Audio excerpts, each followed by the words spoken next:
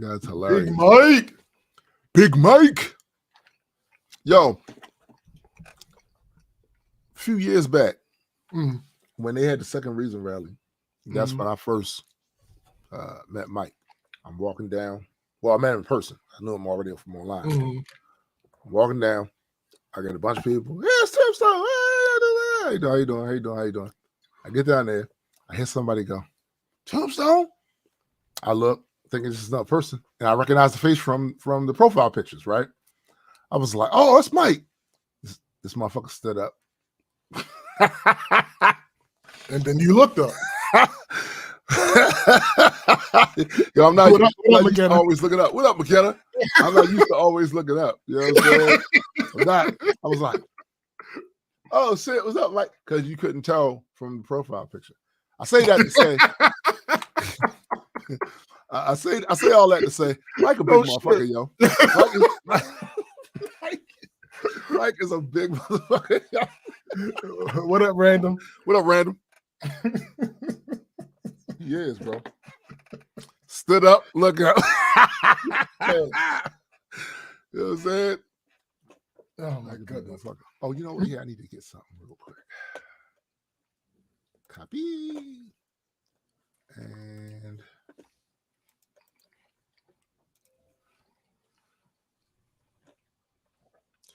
right, McKenna? I woke up this morning and looked.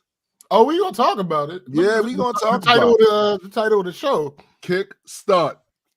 Kick, push. Kick, push. Yo, why did I hear that on some commercial the other day and was fiend? And I said, I know I got that on my hard drive. And I said to myself, wait, why are you doing that search on your hard drive? Just go on YouTube and listen to that shit. Yeah, right. Let's say get that nigga some money off of Spotify and shit.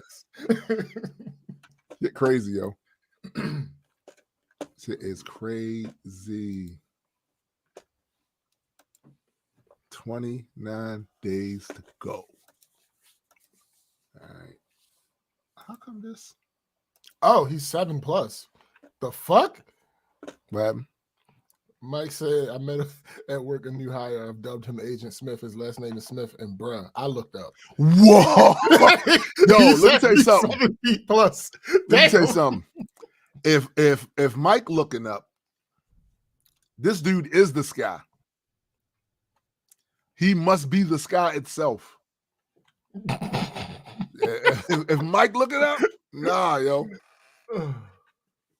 7 foot plus. Yikes.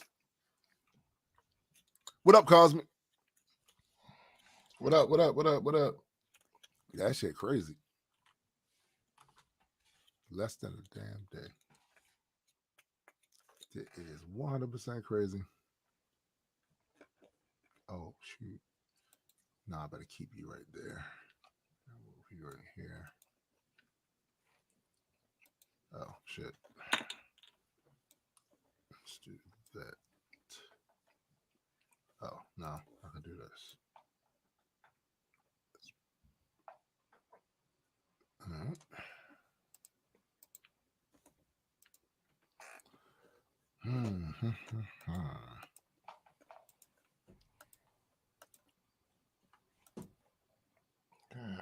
So probably more than likely going to be streaming twice today.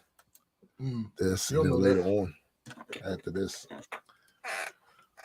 We got to start utilizing that Majestic Comics channel more to get that shit in the algorithm.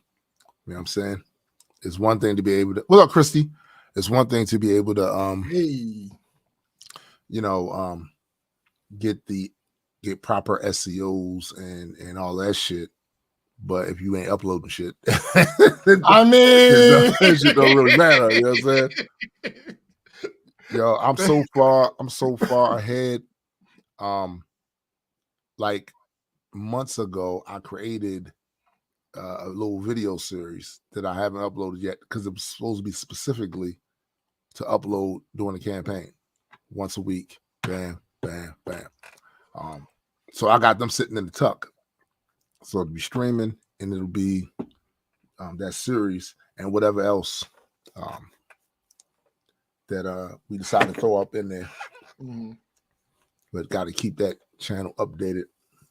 Then I saw this one dude from Obsidian Comics. He's an indie. Had a nice conversation with him. And I think he promoted the comic book once on his Instagram. I went to his Instagram page of the day. This nigga got some of his shit animated. Oh. Yeah. Now it doesn't look like it's one of them super expensive, but it's still good. It's good. That's good. That's good. For indie, like, and it wasn't like, I don't know if he got a whole thing done or just a scene, but you had his protagonist was in the middle of the street walking at night. I guess something, whatever happens in the story must happen before then, and they were just dealing with that. And then this thing comes down from somewhere, ends up on the side of a building and starts coming down. And then I guess his main protagonist, his hand started to light up. A light sword or whatever that was came out of his hand, and he flipped it around. I was like, yo, this ain't bad. This is not bad. And I don't know if he did the whole, so I'm going to ask him whether or not they did a whole 30 minutes, 15 minutes, 20 minutes. I don't know what it is, or he just did a scene, because animation is expensive as fuck. Facts. Expensive as fuck, even though I think the cost of it is going to wind up dropping considerably. Well, because every day, well, I don't say every day, but at least every few months, there's a new animation program coming out that makes, once you purchase that and you learn it, you can do a lot of shit. Because like I said, we got one for Joseph. He just hasn't had a chance to dive into it yet. But from what I've seen of that, that's a dope ass animation thing, right?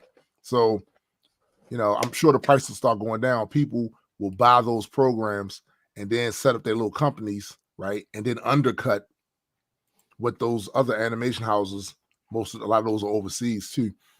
They're gonna undercut them to do little shit. Like, hey, yo, here's a presentation of this, that, and the third. And most people just want a demo of their characters moving and something badass so they can show people for promotion and marketing and shit. Yeah. 100%. Mike says, speaking of, I've kept it hidden from my kids because I treasure my Metal Issue 0. I finally showed my son because he's a little older now, and he was hyped when he saw the metal cover. I need to get a plain paper copy of issue 0 so he can read it. Yeah, I don't blame you for keeping that motherfucker in the tuck. I don't blame you. I don't blame you. Especially that version. Really, any version of 0 that was made before the remaster is probably going to be valuable. Because the lettering the style is completely different, and that's the last run of that style. So I say maybe 200 people have that, maybe.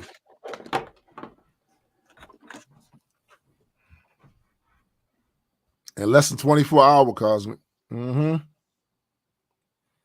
It's crazy. It's crazy, and we still have 29 days left to go. It's a lot. All of it's impressive. The amount of support is definitely impressive, particularly because it's increased from when we did it last year. That's the thing that I think impresses me about it. I knew we had reached more people, but I wasn't certain as to how many more people we had reached. And this is also where us getting some marketing professionals comes in handy, because now we can track where we're getting popularity and traffic from and all of that good shit. So, speaking of collector's editions, untouched, unopened, and it will remain that way because I got the PDF. Yeah, so no bullshit. There's no reason. There's no reason to open. There's no reason. That's crazy. Yo, my father-in-law, he got one unopened. He said, "Oh no, this for the grandkids. Yeah, this can worth something. This for the grandkids. Put that, lock that shit up. Boom, boom. All facts. It just makes sense. It just do. Yeah. So crazy. Yo, it's nice as fuck outside too. Yeah. It's Yep. Now, of course, I don't have the peace and quiet because they still over there fixing that house. But I mean, people be dealing with that shit. I'll be dealing with that for a little minute and shit. But there's places a nigga can go where I can get some peace and quiet. You know what I'm saying? Cosby said, "Yeah, it's the momentum starting to pick up, brother. People saw the first one and people gravitate to good stuff. That success has a reason. It's going to keep coming even faster. You got this. Appreciate that." McKenna says, "New long-term GU goal: break Kickstarter records for how quickly something is fully funded, most raised, etc." Fact. Right. Fact. That is a fact. You are correct. 100%. That shit is, and it's inspiring too, and hopefully it's inspiring for other people that's in this community to try something new business wise, right? The economy is going to be what it is. Like some things we ain't gonna have no control over, right? It's just going to be what it is. But if you do make an attempt to put together a service or a product and try to sell it, that might be a cushion for you when the economy acts ass. You know what I'm saying? Right.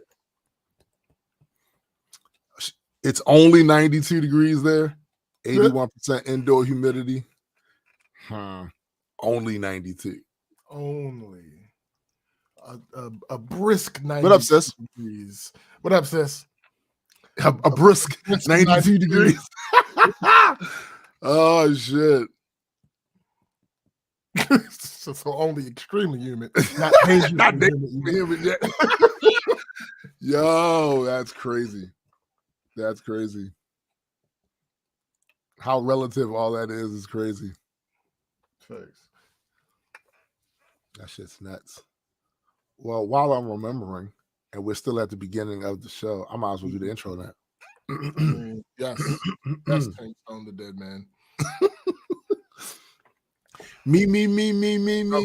All right. Welcome, everyone, to the Black Culture Geek Podcast. This is my man, SPJ. And I am Tombstone the Dead Man. And we are just a couple of geeks talking about pop culture from a black perspective. Facts indeed. We want to first start by giving a shout out to our partner in crime, Adequate. Absolutely. Shout out to you, my guy. He won't be on the show today, but he's always in our thoughts. Yeah. You know what I'm saying? The other thing we're going to talk about is the elephant in the room. There is no elephant because it's the title. This is definitely the elephant in the room. These cats get on my nerves, man. Like, listen. They're like elephants. They're close. Same family. Same genus. Look, I had to corral cats and get them up out of this area while I do the show, because the reality of the situation is, what up, Biddy? Their ass. They are what they are supposed to be. They're not supposed to be gluteus maximus. And yet they are. And they on some shit this morning of the chasing each other around, whatever. And that's fine. Go chase each other upstairs. Go do that.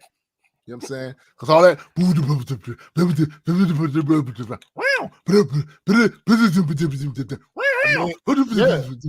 Nah, you gotta take that shit. Record it. That's a hot beat.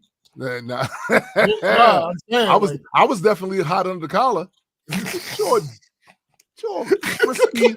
I can put bars over that, my guy. I was like, man, if you don't get your frisky, fraudulent, feline ass the fuck up out of here.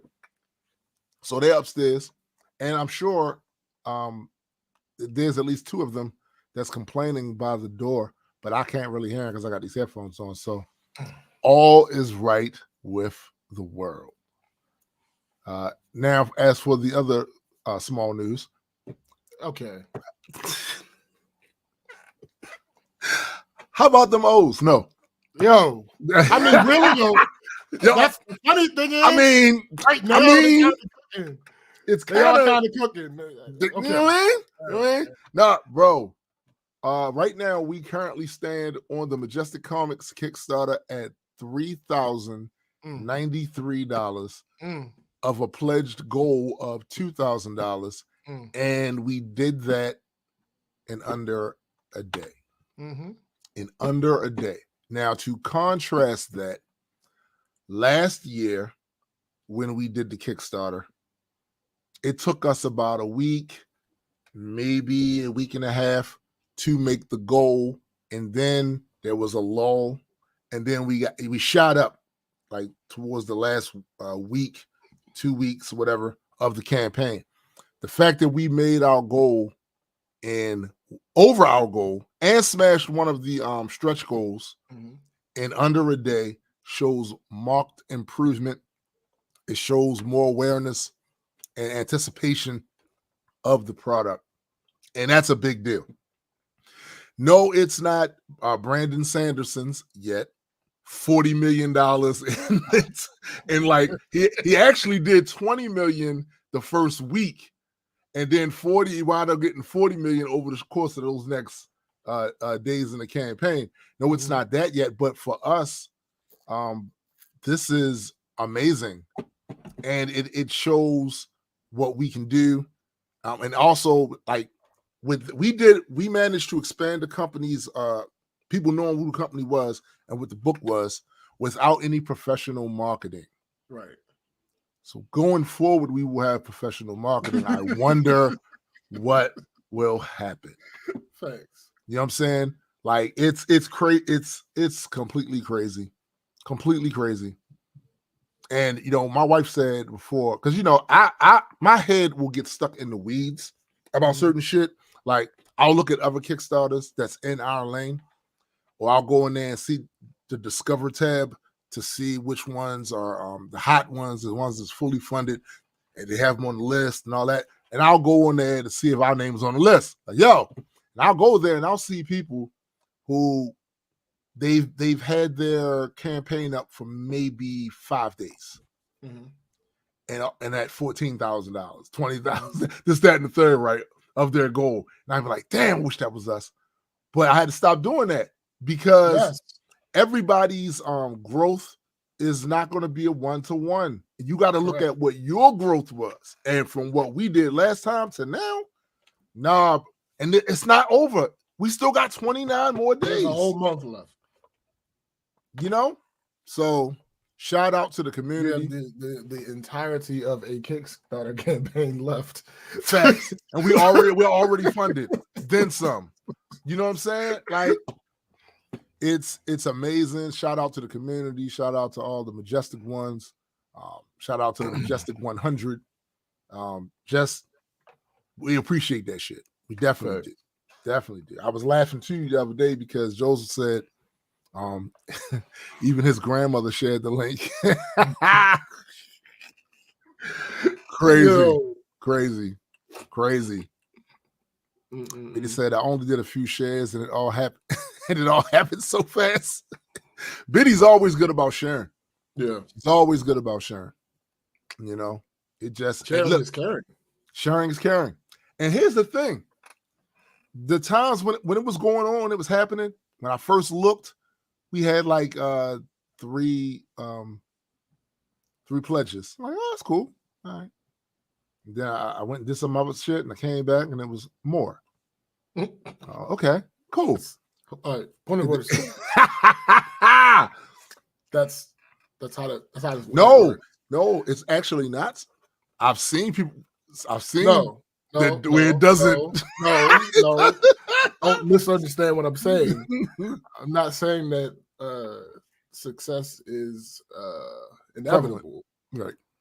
I'm saying that if there's going to be a change, generally, it's true. You're gonna come back and there are gonna be more pledges. That's true. And there was. Well, and then sometimes the refresh wasn't more than 5 minutes between. Right. What the? Yeah. And then when we had the meeting with the marketer, And we're sitting there talking, blah, blah, blah, and I'm figuring this stuff out, making notes and all this shit. And I said, I'm curious. What the fuck? Yeah, but satisfaction brought him back. You know what I'm saying? Maybe. I mean, it's not the same. It brought me back. I was back. Well, sure. I was back. That shit's fire. But anyway, we both have weeks to talk about. I am fairly certain that SBJ got some shit, even if it's not from work. Now I got a lot of. It's been 2 weeks. It's been 2 weeks, right? So I'm going to start with mine because it's not as many things. Went to see the new Guardians. Now, you know we don't do spoilers on this show. Correct. So what I will say to you is that it's probably one of the best Marvel properties in a while. And I will also say, Guardians don't miss. Look, Guardians don't miss. Guardians won. Whoo! Shocked the world. What the fuck? These man should pull that off. A talking raccoon and a talking tree. Facts. By the time Guardians 2 came around, surely that was luck the first time. Couldn't possibly do it again. Damn! And on top of that, damn near, even though it had a lot of a similar feel, completely different type of story, right? And he still managed to, whoo! Then the Christmas special, I laughed and laughed. It did what it was supposed to do. Sure. And now that's on the list for Christmas shows I have to watch every year. You know what I'm saying? You know what I mean? I don't know what Christmas is, but Christmas time is here. Yo, shit was hilarious, right? But then Guardians 3.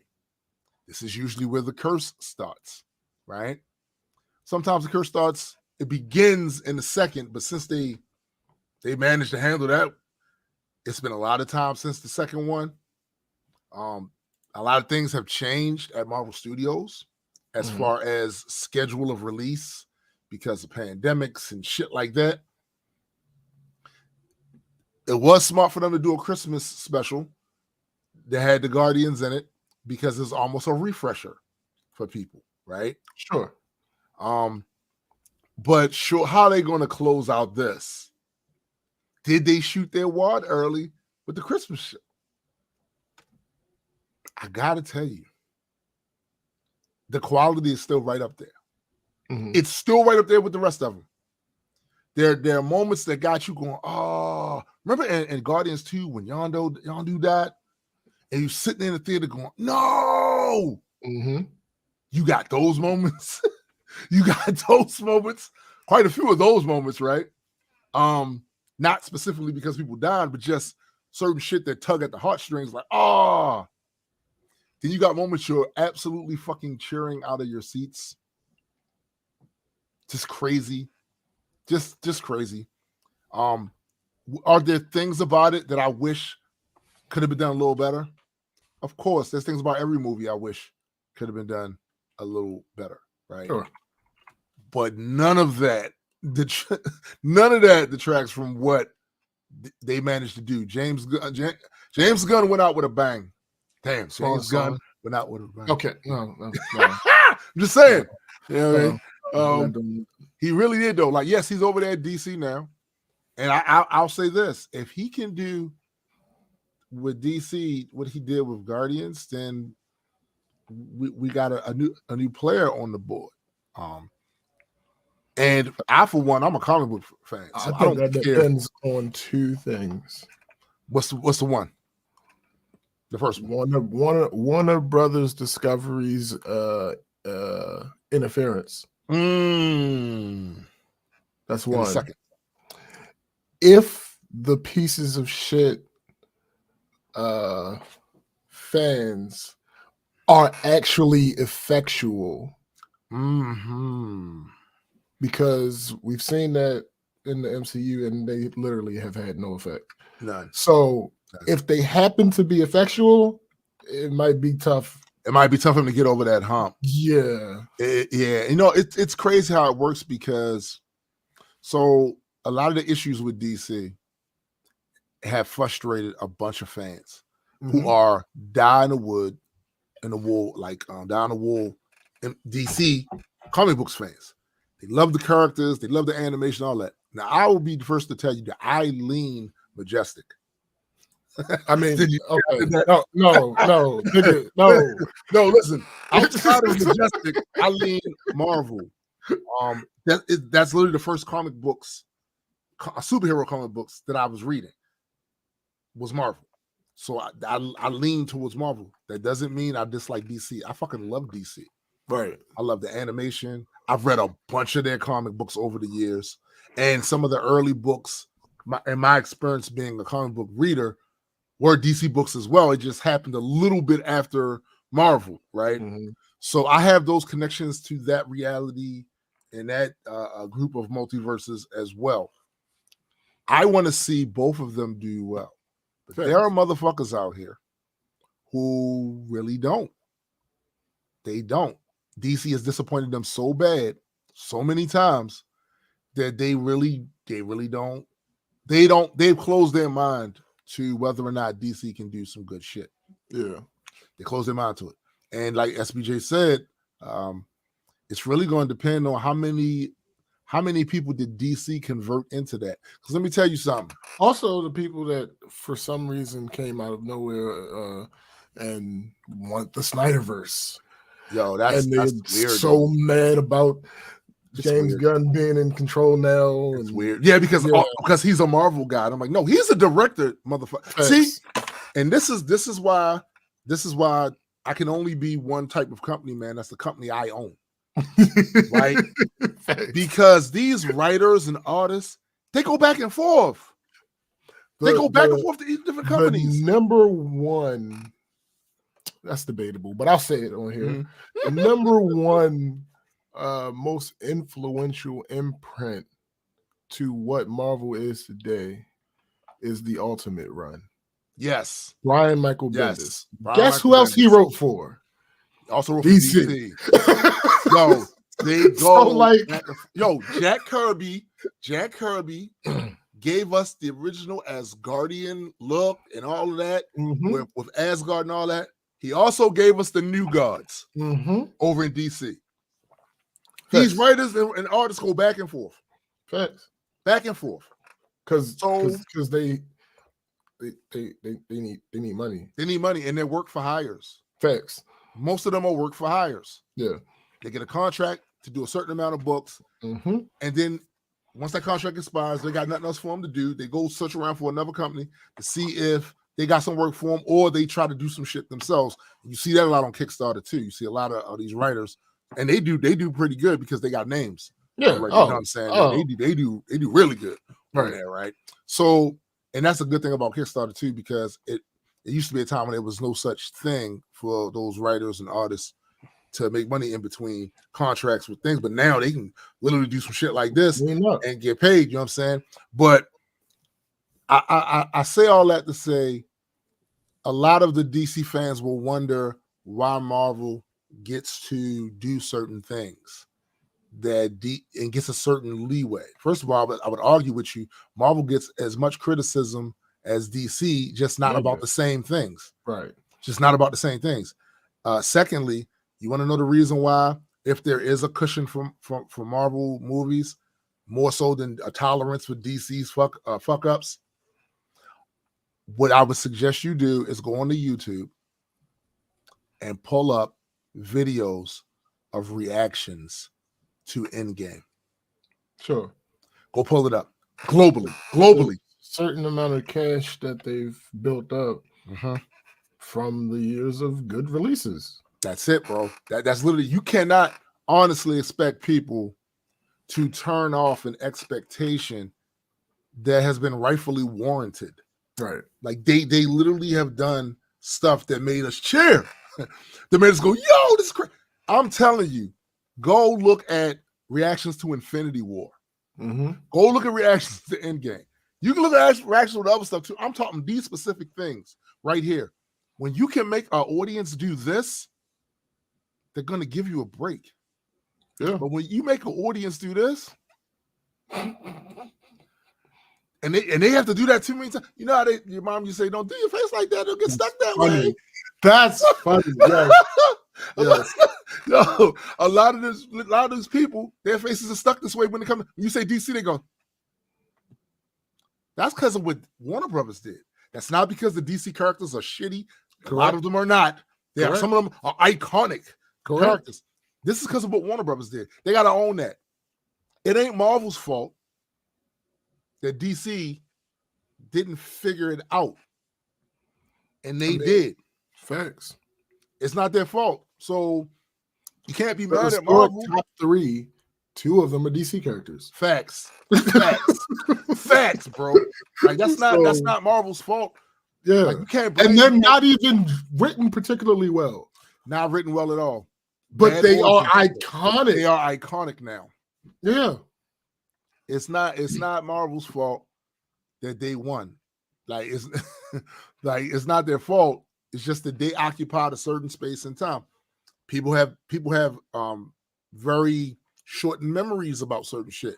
So all we heard, and I see people doing this again, by the way, and I will be the first to say, the Flash trailers, everyone I've seen look bro, it give me that, oh shit. However, allow me to just put a little dose of reality into all of this. A few years ago when the pandemic started, the trailer look good. It's not.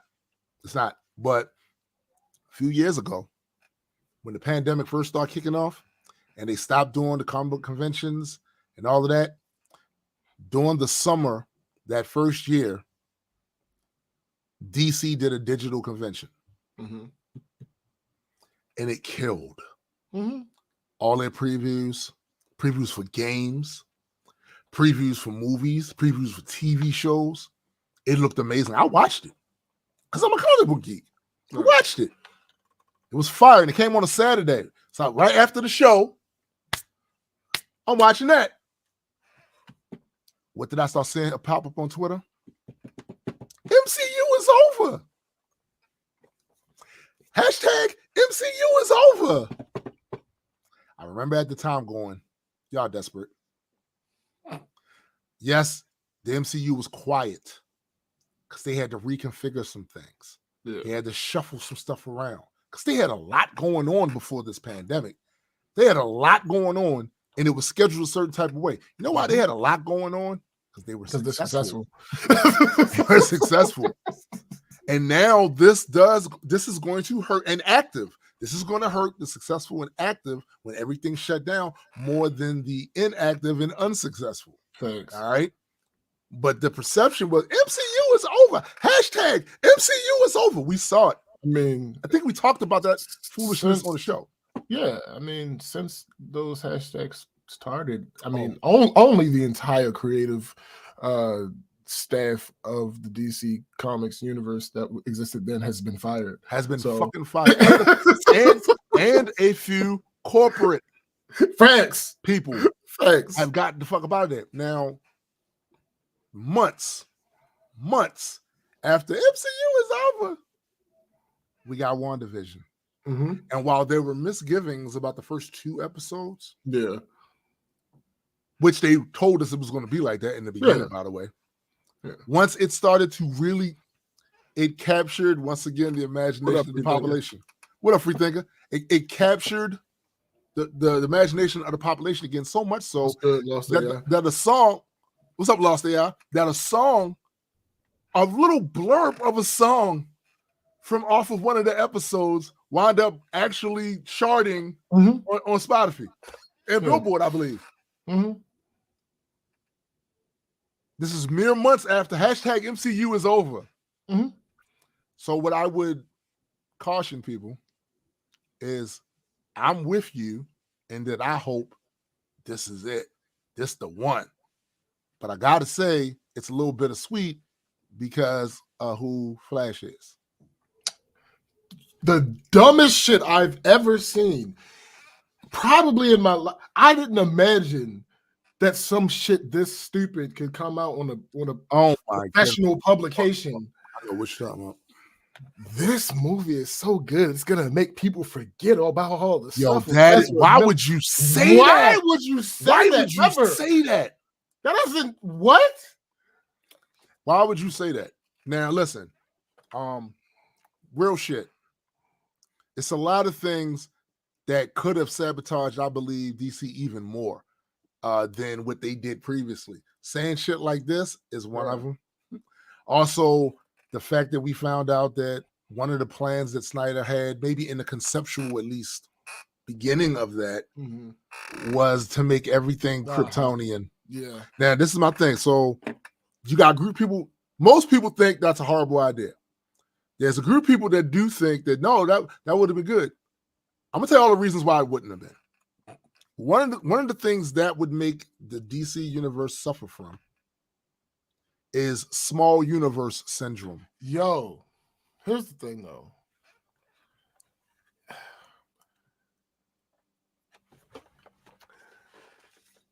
Kryptonians have a specific power set. I was going to say rule set.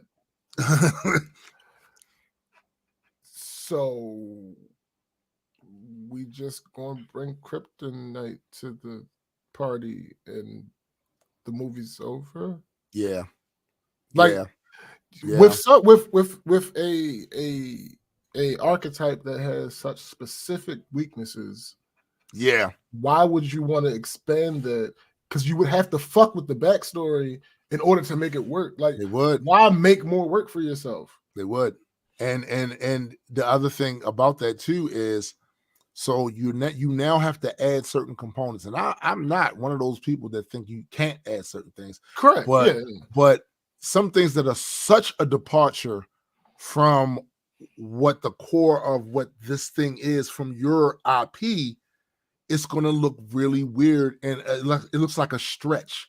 Right. For instance, the Greek gods being Kryptonians is a stretch. It's a stretch, bro. It's completely. A big stretch because of their power sets. Because Zeus shoots lightning bolts. Right. How many Kryptonians you don't shoot lightning bolts? But here on top of that, so Superman is just an average person from Krypton.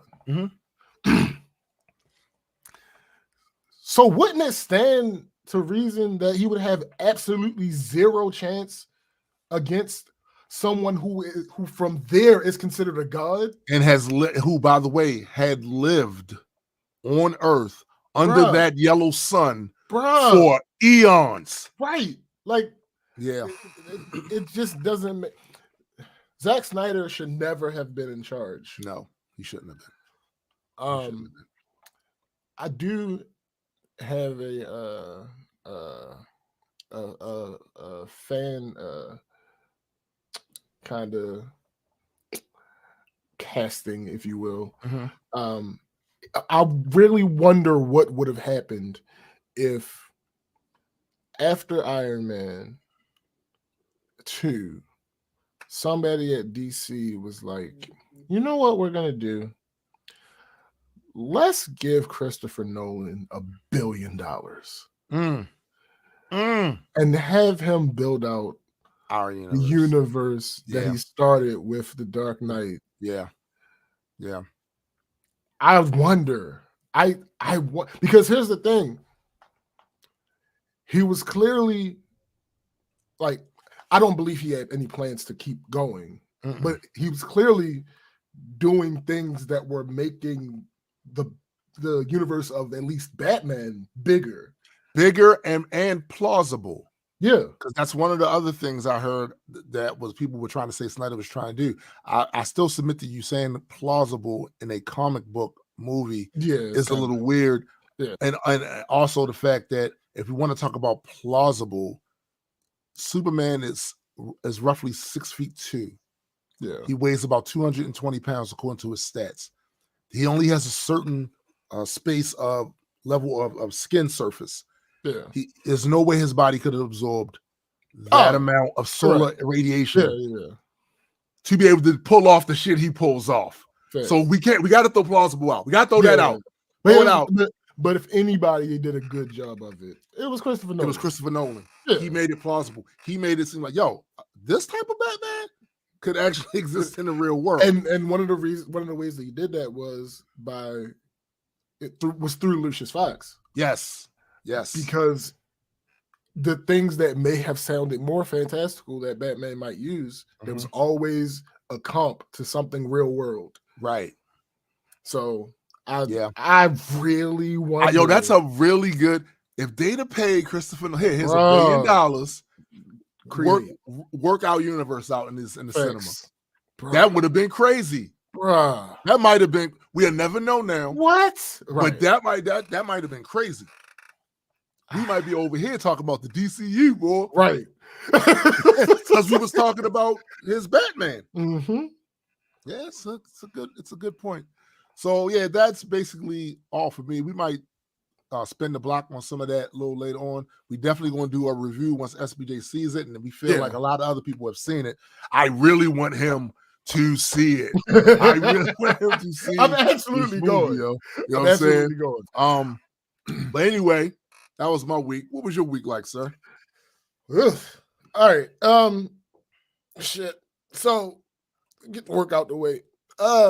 Nothing specifically bad, but I get on here and I often joke about me being a herald, right? All right. I just realized this week that's more literal than I've even been referencing. Please explain, Norin. So in situations dealing with people in these past 2 weeks, I realized I spent a good portion of my time warning people before the real threat arrives. You are a herald of disaster, sir. Bruh, like people refusing to respond to emails, I fuss at them. I let them know that I'm doing it because if it gets to someone with more power than me, right, it'll be a real problem. People not having proper notation on how to do critical processes in their department. I tell them it's extremely important to have this stuff documented so that people can actually take their time away from work without the job not going smoothly. And then I remind them I'm only telling them this because that's exactly what the person with more power than me would say to you in this scenario. And in both cases, just like with a lot of the planets, they don't listen. So in due time, their worlds will be devoured. Yeah.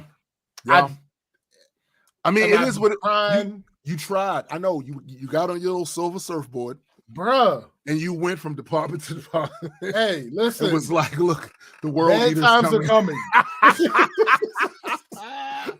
And the funny thing about it is, so one of the situations, right, Law said, darkness growing. In one of the situations, it had started to happen, and I was like, all right, this is a bad day. Particularly the one where I say, like, people, like, when I first started with the company and I was in the field, I did have this issue. But since I've been downtown, we don't really have this issue with my company as far as being able to take off. Right. If you need to take off, people don't fucking fuck with you about it. You get to take off if you got the time.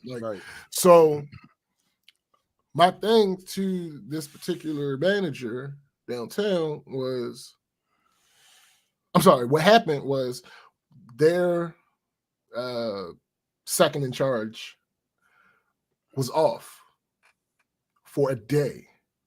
And some of the things that she does are very important to the rest of the department being able to function. Right. So the manager went and tried to do what her second in charge usually does, but didn't know how. Interesting. And there were no good notes. So that day was a disaster. Yeah. So after, towards the end of that day, I sat her down. I said, "Hey." Actually, luckily for her, my boss wasn't there that day. I sat her down and said, "Listen, what up, Fabo? Fabo." I said, that girl deserves to be able to take time off. Yeah. Without coming back to a shit show. That's a fact. Y'all need. She also. This isn't just strictly defending her because she's the reason the notes are as bad as they are. She wrote them. So she also needs to write notes that anybody that works here can sit down at her computer and be able to follow and do. Facts. You need to get on it. You need to get on it. It's so busy around here, blah, blah. You're the boss. You're in charge of this department. Yeah. Shut the shit down for a day. It ain't going to even take a whole day, but shut the shit down. Do the fucking notes. Yeah. They are necessary because you're looking to hire someone to do that job. Right. So what the fuck you going to give them when they come? Right. Facts. Couple days pass. I say it to her again. Couple more days pass. My boss has told her, hey, y'all two sit down and write a job description for this position so we can advertise it, so we can put it out there. She tells me that my boss told her. I say, okay, when y'all do that, also sit down and write them notes. Yeah. All right. Couple weeks pass. Couple more weeks pass. Then last week comes. I had left the office because to work in the field. I had left the office, and I get a phone call from her. Hey, I need you to come back here right now. First of all, no. And to be fair, she was just trying to add some levity to the situation. She didn't actually need me right then and there. Right. But she was like, yeah, we got a problem. She's about to be off for 2 days. I need you to set up my computer so I can do this stuff. I said, okay. Did y'all write your notes? No. Oh. Okay. All right. So next morning, get in. I'm like, are you actually going to write notes? Because this is her last day before she's off for 2 days. Right. I said, write notes, write notes, write notes. Later on the day, she's like, yeah, I need you to put the stuff on my computer. Okay. No, I need you to do it right after lunch. Why? Because she's leaving early. I said, I don't need her to be. I don't need her here to get stuff on her computer. Right. You know what? I am the IT guy. Like, I have access to all of the computers. I can get anything off of any of the computers. I don't need her. I'm not going to bother her. Let her do what she's doing while she's here. And when she goes to leave, I'll go ahead and put the stuff on your computer. Right. Next day comes, time for the manager to do the job. Manager can't do the job. Why? Because the notes that they took were trash. I said, I told you. I said, you know what? Don't worry about it. I'm going to holler at you at the end of the second day of her not being here and see how you feel about notes at that point. I went to her Friday before I left for the field. How'd you feel? I said, hey. How's it going? When she gets back, what's the first thing y'all going to do? She said, write notes. I said, oh, interesting. Interesting. So this is something I warned you about a month and a half ago. Yeah. So yeah, I can only hope. Actually, because it was 2 days straight of her having to do this, I'm pretty sure she's actually gonna do it now, the notes. But it's like, bruh, and here's the thing, she kept trying to get me to help her. I'm like, no. Yeah, because I don't know the process. Right. Because there are no good notes. So I can't help you. I don't work in your department. Right. How are you supposed to help her? If the notes were well written and this was just an issue of you not understanding the computer stuff, I can help you with that. Right. But there are no good notes. And here's the other thing too. You not knowing how to help her, but feeling out of the kindness of your heart, you should at least try, is a good way to get your name jammed up in some shit that really it shouldn't be jammed up in. How did and something went wrong because I advised her to do something. Like, I can't help you because again, there are no good notes. But there was a good warning. Bruh. They did have a good one. And it's like, yo, this is why my friends hate me, right? The ones that I have to look after, quote unquote. Mm-hmm. This is why they hate me, because in most instances where we disagree on how to do something, I tend to be right. Like, of course, nobody's always right. I'm not always right. That's not the point that I'm making. But in most situations where we disagree on how something's supposed to be done, I'm right. It's just historically. I'm not going to say that that's going to continue to be the case, but historically, and they get mad instead of, like, if we're not at work, absolutely, you have to deal with the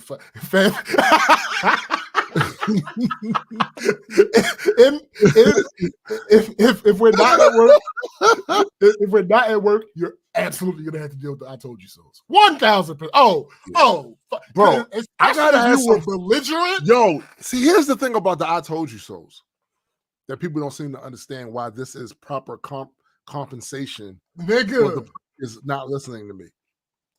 Particularly, like SPJ said, if you were belligerent as fuck, right? I did what? Who? What now? You just dropped insight of the gods.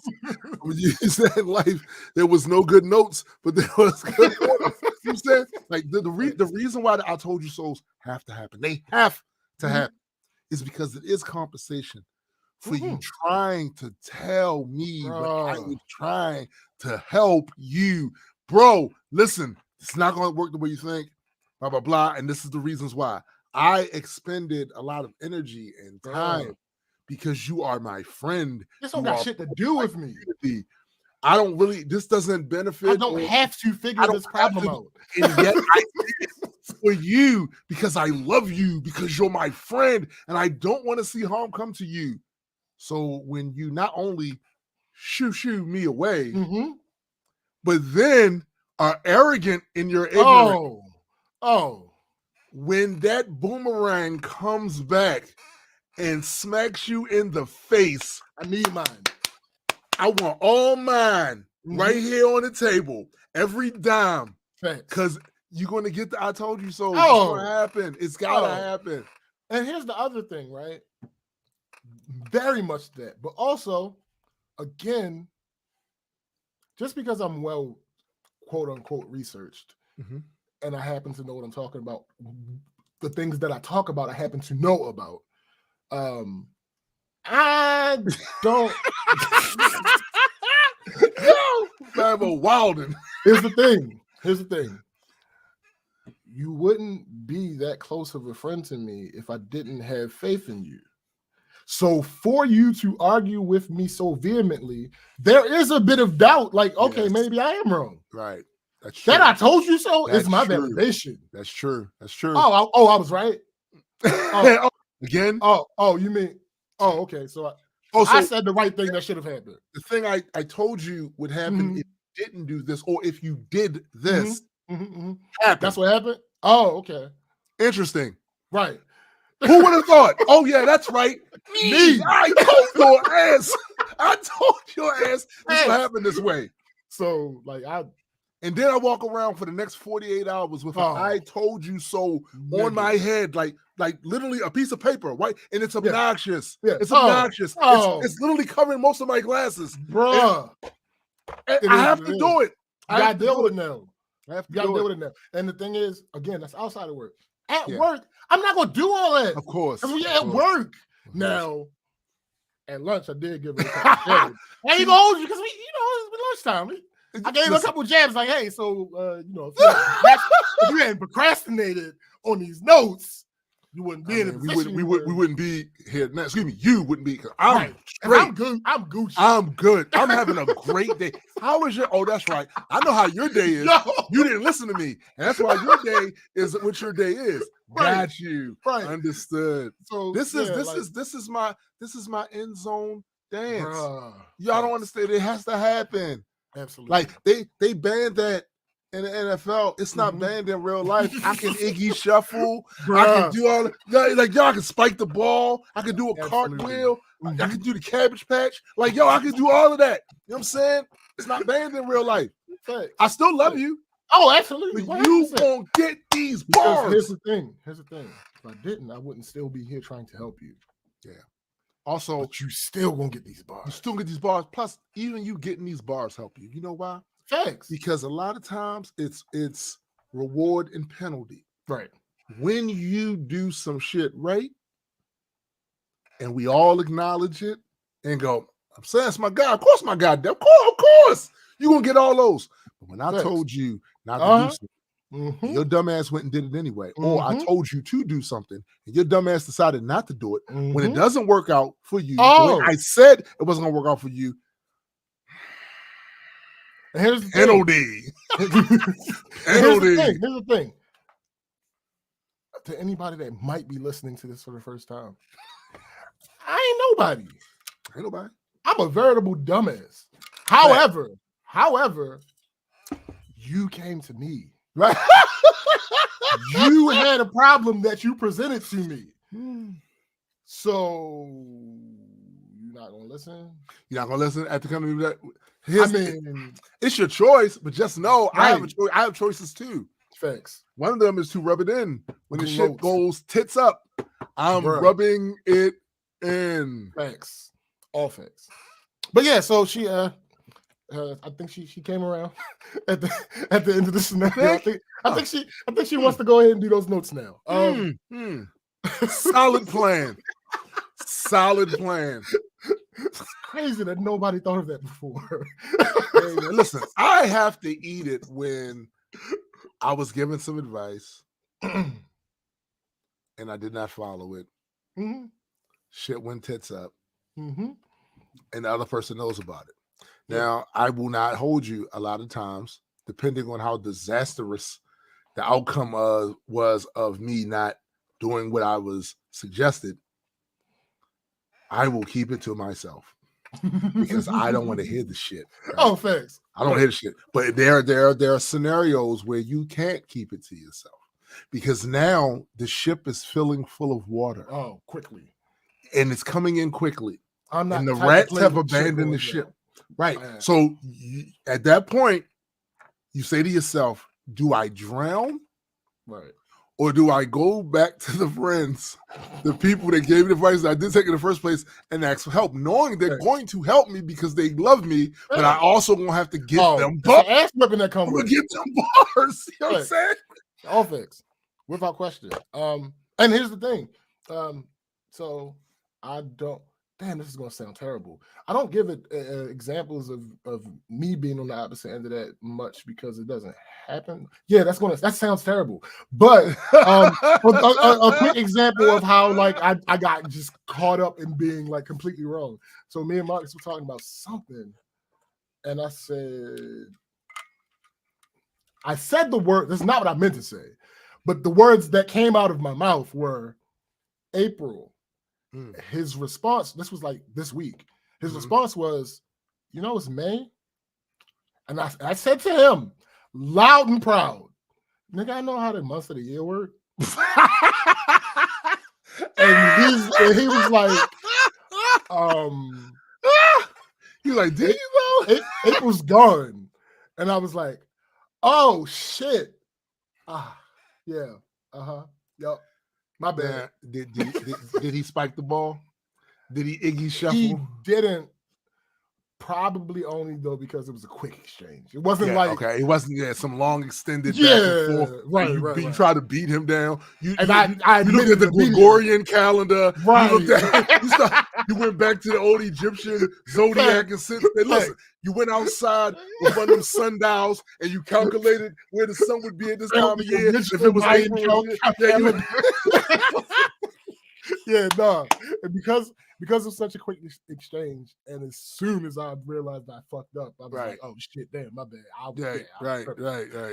It wasn't really called for, right? But we do agree though that the length of time of the disagreement does affect how many of the bars you're gonna get.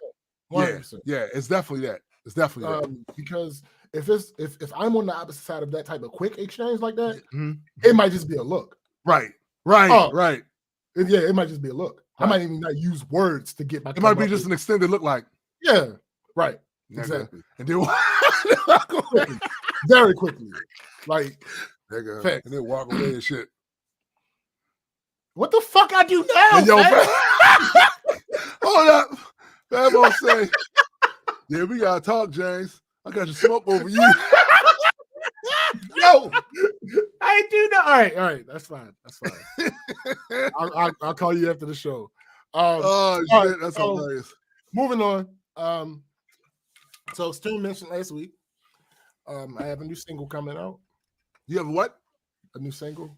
You need to raise the decibel. Stop it. Anyway, it's called Power, and it comes out Tuesday. So if you're listening on the live stream, it'll be out in a couple days. If you're listening otherwise, it's either out tomorrow or it's already out. And wait a minute, and this song, the theme of the song is about Ghost, right? The guy who died. Shut up. So fun fact, I've never watched a single episode.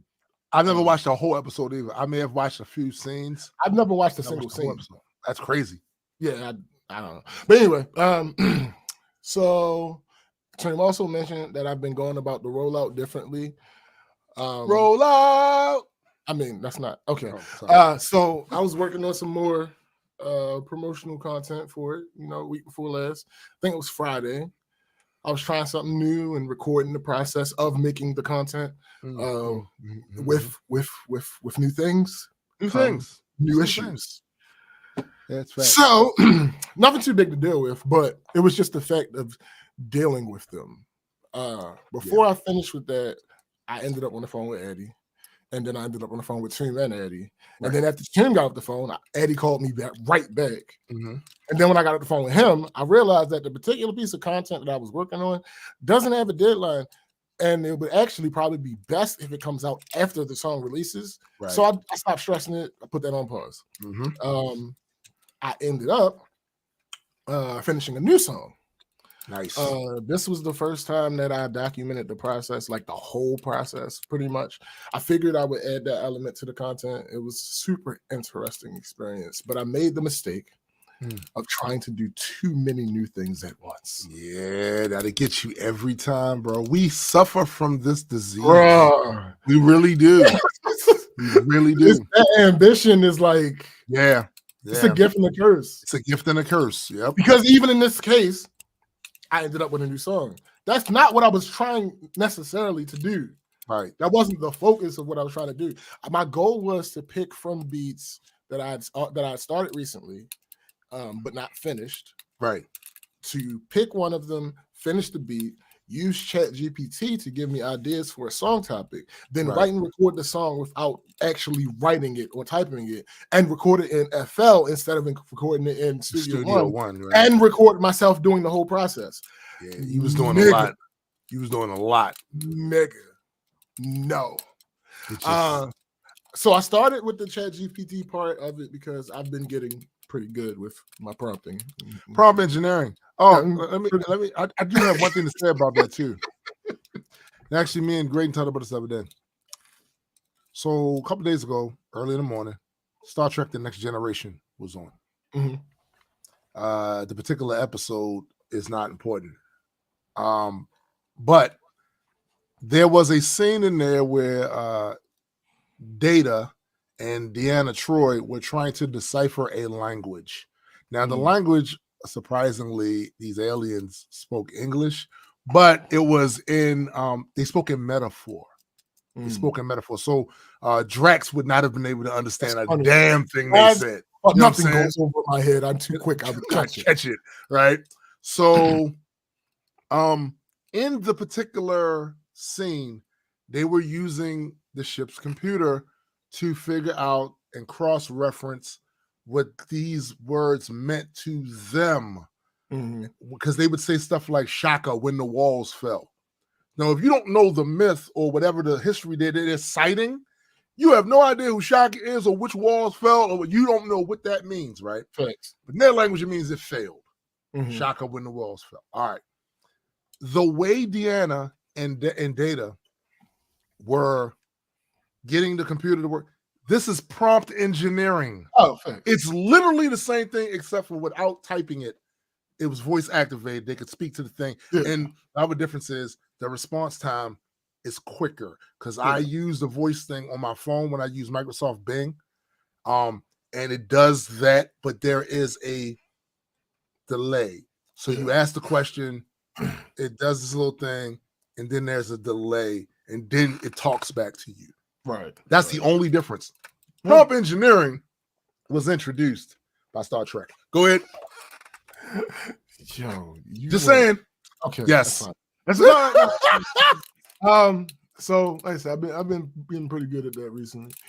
So in one chat, I gave it lyrics to like 4 of my songs. I asked it to analyze them and summarize the theme and the style for each of them. And then I told it to optimize those summaries for input into Chat GPT. And then I put those into another chat and basically told it to give me song themes and styles based on those summaries.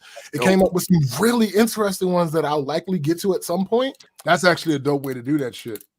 Great way to mine ideas. Yeah. With some of those, like some of them were like a couple of them were like literally the songs that I put in. Right. But a good portion of them were not. A good portion of them were like good ideas. And wait a minute, was you using GPT-4? Oh yeah. I listen. When something's great and had the same, I know what you about to say. Great, I'm bougie like that. Yeah, I move on. I move when on. I go forward, I don't. Yeah, yo.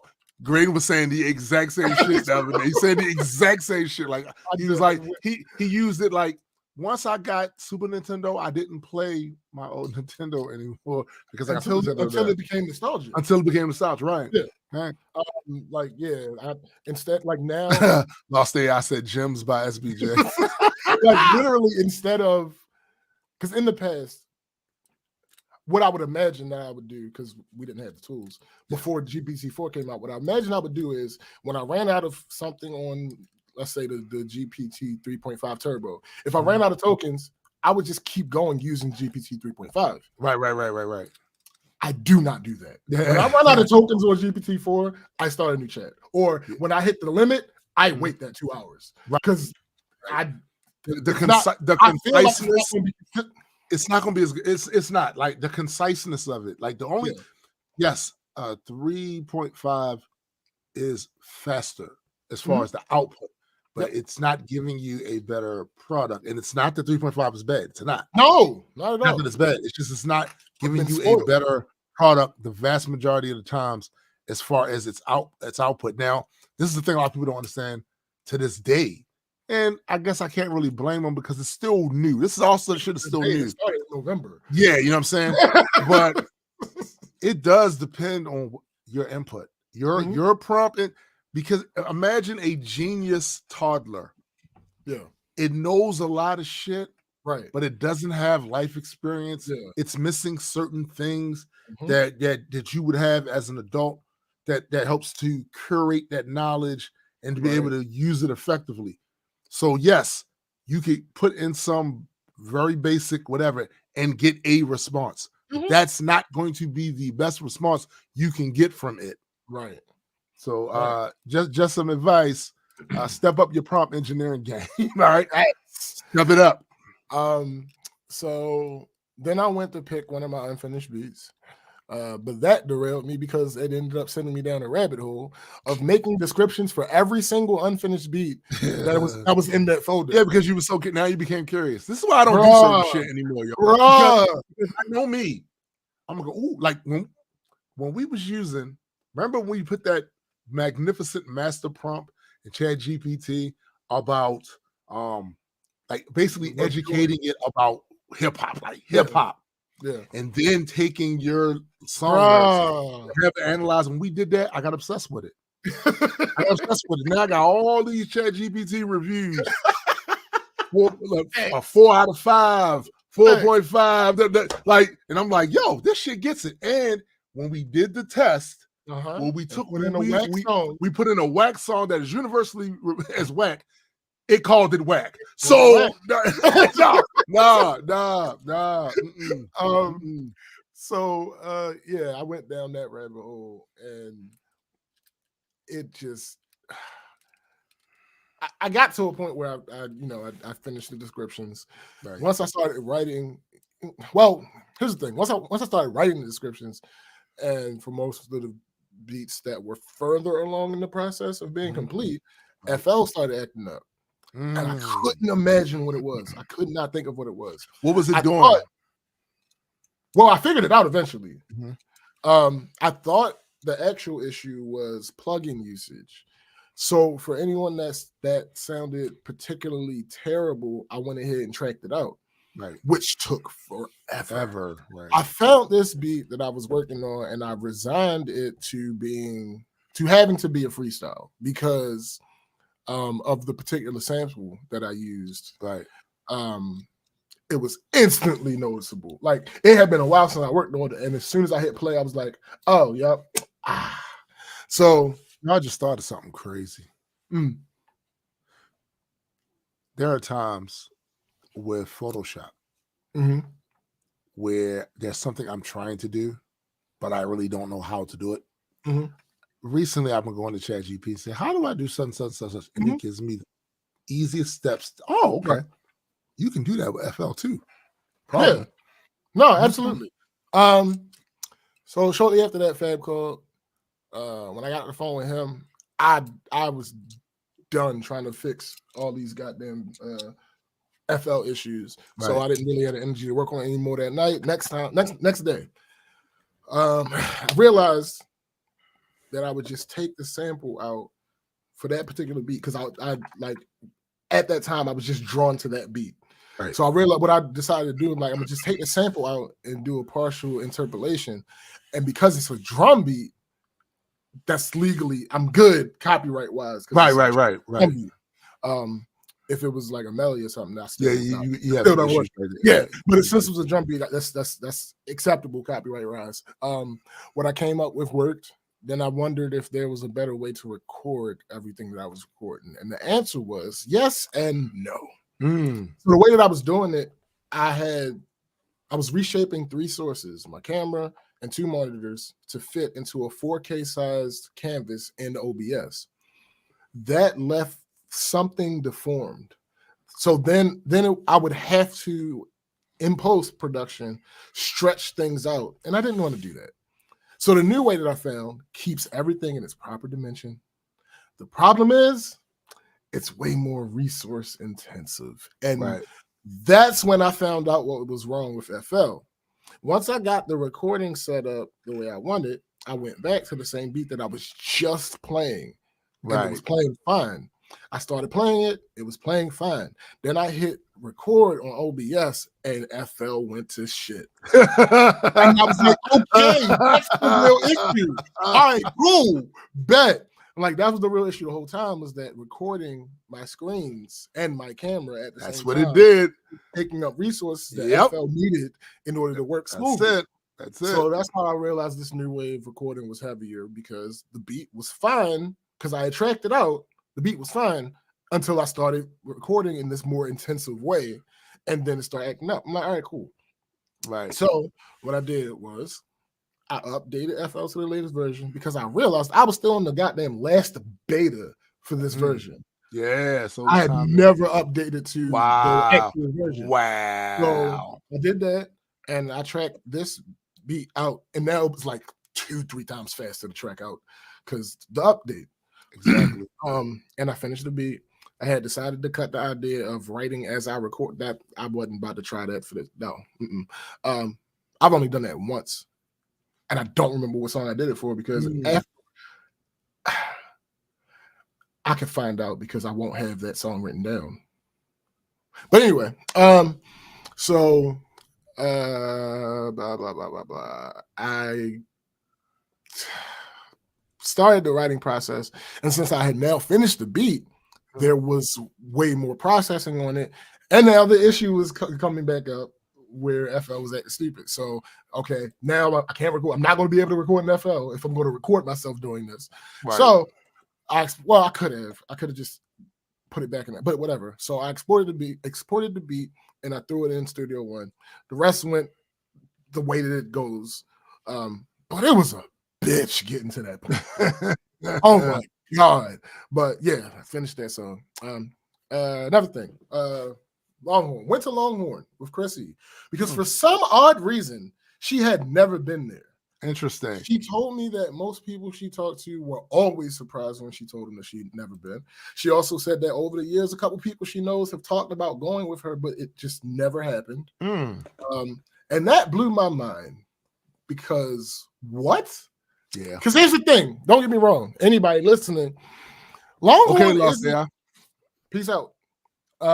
Anybody listening, like, don't get me wrong. Longhorn isn't really like something super special or anything like that. It's not Fogo de Chao. Right. It's my favorite of the chain steakhouses that are here in Maryland. Right. But if you live where none exist, take my opinion on this with a grain of salt because I don't even eat steak. So that's true. That's very true. But that's really why I'm surprised though that she's never been because, like I said, it ain't nothing special. Like it ain't some super fancy upscaled special occasion only place. Right. It's literally a hey, what you doing? Try to go Longhorn type of thing. Like literally, you could just make that decision on the spot and it's okay. Like right. Like, if you got a couple of bucks, like you could just go to Longhorn. Yeah, like, it's that type of thing. Right. So like, I get it. Like, oh no, I've never been. Like, what the fuck? Like, huh? What do you mean? Saying, like, how? Like, if a friend of mine says, "Hey, let's try this place out," guess what's gonna happen? We're gonna try the place out. We're gonna try the place. Like, I don't. To me, that's a Sandlot, bruh. Right. To me, that don't make sense. Like, right. But anyway, it is what it is. Especially a friend that is a niggas eat. If I know you eat, bro, you eat like that. Thanks. All right, I might check that out. Check that out. I'm also trying. If the people in the audience can't tell from her being back on the podcast so often, I'm also trying to help her ramp up her content output and whatnot. Yeah, thanks. So I recently did a video about this popcorn that I found on Instagram. She was in it, so it was my turn to be on her content. So they opened up a Raising Cane's in Towson. So we reviewed that on her TikTok. I'll probably never go there again. Well, I say possibly, not probably. I'll say possibly. And it's not because of the food. It's not because the food is bad. Food's not bad. The service is horrible, isn't it? No. It's dumb difficult to get to. First of all, I'm never in Towson. Towson is a half-hour drive from me on a good day. Yeah, then on top of that, it's funny how that works, right? So when I was living in Baltimore, the only time I went out to Towson when I was going to Guitar Center, like, or when I was dating the lawyer girl, and she had some shit she had to do out the courthouse out there in Towson. Other than that, there was never a reason for me to go to Towson, yo. Never. Here's the thing. So, like I said, Towson is a half hour away from me on a good day. Then on top of that, this Raising Cane's does not have a drive-through. It does not have a parking lot. There's a Whole Foods right next to it that has a garage, but there's this big-ass sign on the garage that says, no Raising Cane's parking. And even if you just decide to risk it and ask, who the fuck gonna check me? That garage costs $12 to park it. So you'll have to find a parking spot. There are parking spaces in walking distance. All right, cool. But they're also paid parking. Right. The last parking option is to actually go to the Whole Foods, since they apparently validate. But that would mean you would have to actually buy something inside of Whole Foods. And on top of that, I'm not even sure. Who wants to do that? Bro, I'm not even sure what the word validate means anymore, because I always used to think that it meant if you park, that you park for free. But when I went somewhere that just gave a discount for parking and they still called it validating. So I don't even know what the fuck validating means. So that in that scenario, I would still end up paying for parking. Right. One thing I'm not going to do is pay to park for fast food. Nah, I understand that. I agree. It's fast food, my guy. Like we're not doing that. We're not doing that. No, I'm not about to turn this $8 meal into a $35 meal because I got to spend $12 to park and like all this. Like, nah, I'm not. I don't blame you. I don't blame you, bro. I don't blame you. All right, so we got to get a little bit uncharacteristic real quick. I don't generally. A thing happened. A thing happened that I can't get into the details. Well, I'll explain. So it ain't often that I get on here, and I was debating on if I was going to do this or not, but fuck it, we're here. It ain't often that I get on here and I talk my shit. What? But I gotta do so for a second. What show? Shut up. See, that's the very next note that I had. This is a serious matter, so I need the jokes to pause just until I finish addressing this. Goddamn it! Talk your shit. Talk your shit. I don't know if this person is listening, but I don't particularly care. I know that people who know them and know the situation will hear this. Right. Now, we're all hypocrites in some definition of the word. Of course. 100%. 1,000%. Yo, sis said I heard the tea kettle sound. That is hilarious. So, like I said, we're all hypocrites in some sense of the word. But I'm not like you. In the mere thought that you could put us in the same boat and try to use that to talk down on me is plain. It's disgusting, and I'm not going to allow you to do it. You mistake the fact that I don't like people and that I happen to be in a position in life where I rarely have to pretend to. You mistake that for me having a terrible personality. Let me be clear. You have the personality of a cardboard cutout. Oh. You have zero friends. Oh. You don't go anywhere because nobody wants to spend time with you. Yikes. Let alone go on vacation with you. What the fuck? I have actual friends. And ones who have, done shit with their lives. I kill a nigga for SBT. I'm just saying. I'm just saying. People that genuinely, that's funny. People that genuinely care about me outside of the people in a person's life who would be obligated to do so. Yeah, facts. So you want to talk about degrees. Ooh. I make more money. Oh, jeez. But let's stoop down to your level for a second. I wasn't ready. Let's say that degrees alone actually are a determinant of your value. They're not, but go ahead. But let's stoop down to this person's value, to this person's level. Where are your high valued significant others? Oh my! With the exception of my last actual girlfriend, the last 5 women that I've dealt with to the point of planning a trip or actually going on vacation, last 5 of them have master's degrees. I'm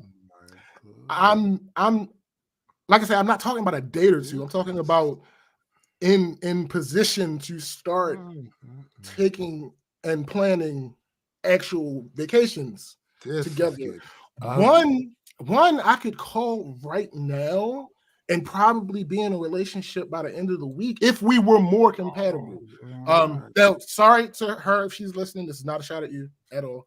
We've had this conversation. We talked about this. Another one I'm currently dating. What's the moral of all this? I have a bigger soapbox than you do. So when you get word of this, and I'm sure you will, feel free to actually address me with any issues you may have instead of trying to shame and deride from a distance. Dictated but not read management. Yeah, so listen. Whoa. Now, while I am not going to ask you, of course, to give any details, Yes. that would be untowards. I gotta say, those punches, even the jabs, were power punches. Yeah. Like what Muhammad Ali used to do, being deceivingly big and fast. He would throw those jabs. Them jabs hurt like a but then the knockout. I mean, listen. I feel like the person was already out on their feet, and you hit them anyway. They were already going down. No, listen, it's not my responsibility from the percent. Not the high value slap.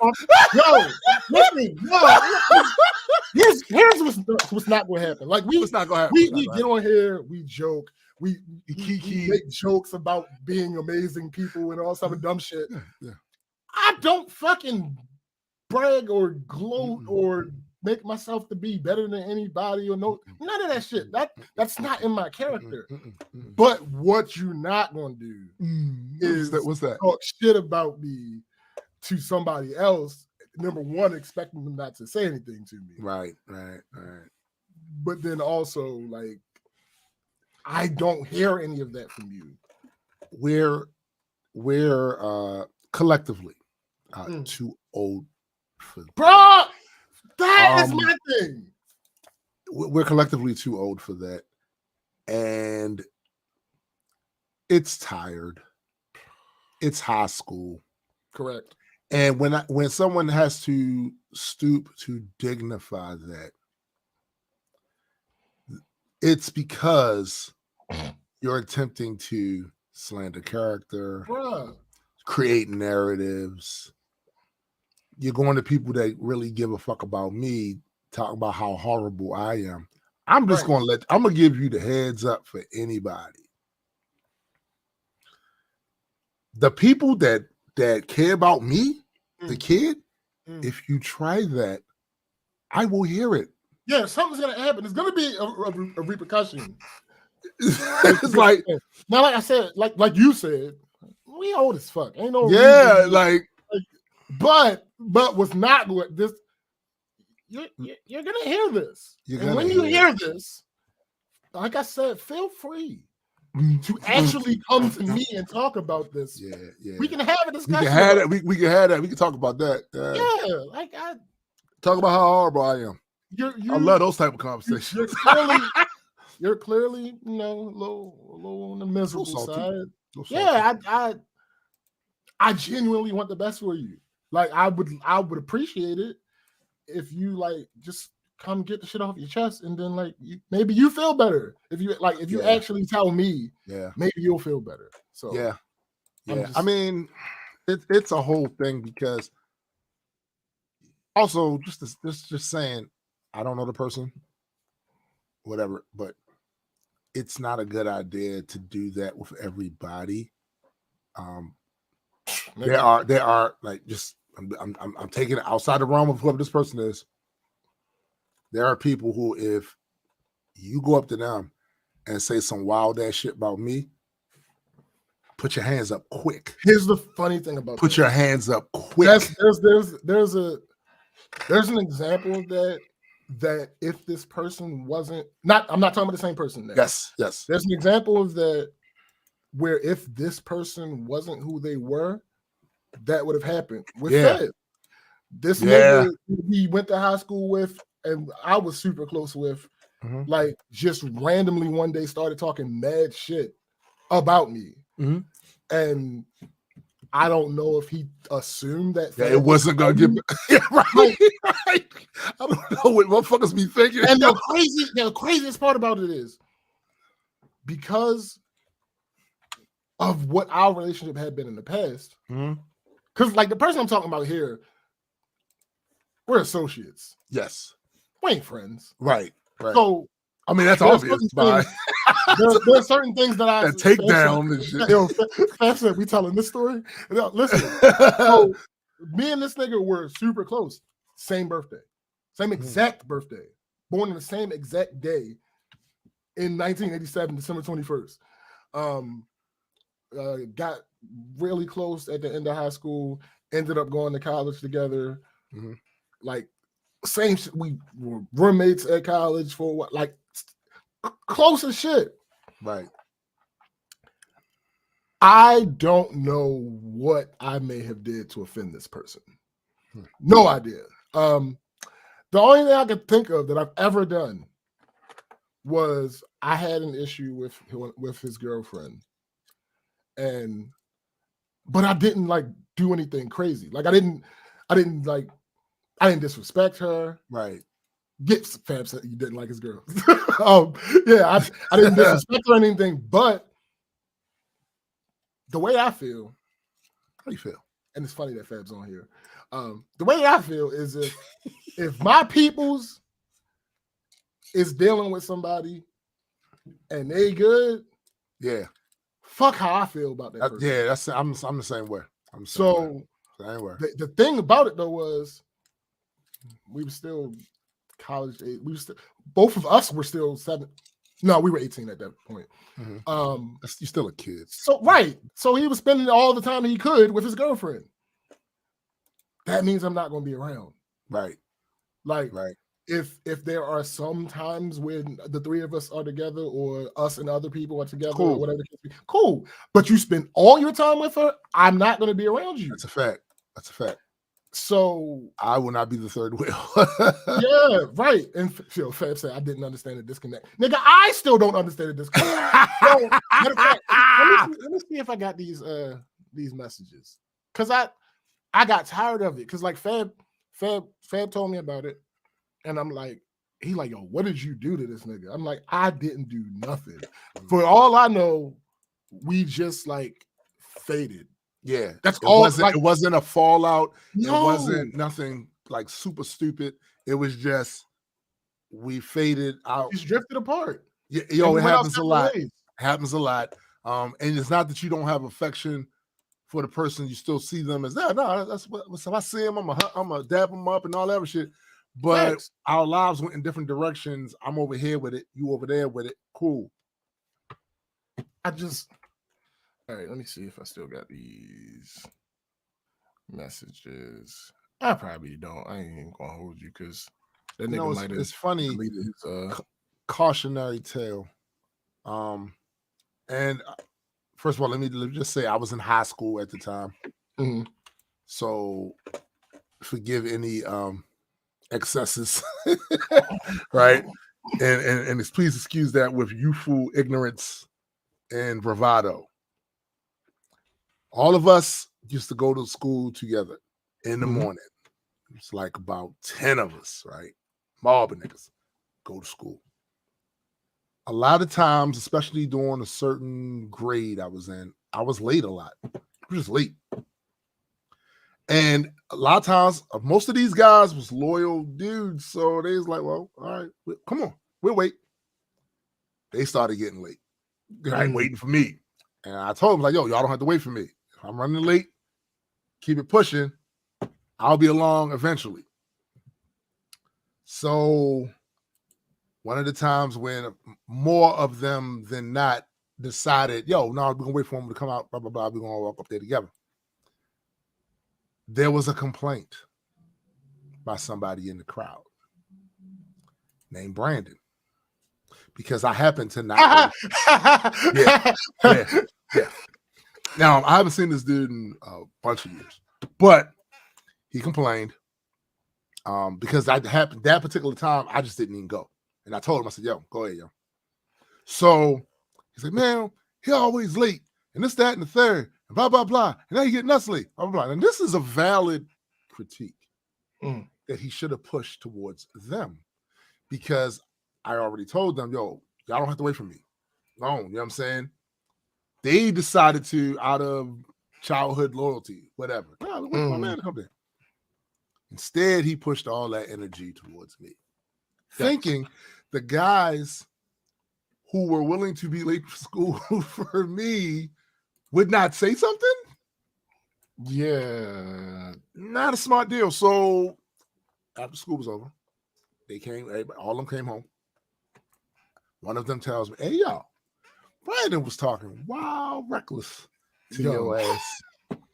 Wild, reckless. I said, about what? Because now I'm on that shit, right? About what? You always late, this, that, never getting us late, blah, blah, blah, this, that, and the third, blah, blah, blah, blah, blah. All right, I got him. So he lived 2 blocks from me, like literally around the corner and down the block. Down the corner, down 2 blocks, whatever. I go and knock on his front door. Because that's me from back then, y'all. I want y'all to understand, this is me from back then. I knock on his door. His grandfather answers. I said, yeah, is Brandon home? He goes and gets Brandon. Brandon comes to the front door, but he doesn't come from outside. Like, he doesn't come from his door, the little step between the porch and his door. That's very important. So he's still technically kind of in the house, right? I said, yo. I repeated to him what was told to me. I said, look, man, I don't know if you said it or not, but if you did say it, keep my name out your mouth for some variation of that. If you didn't say it, my bad. Sure. That's about as, you know what I'm saying? Even I turn around to leave.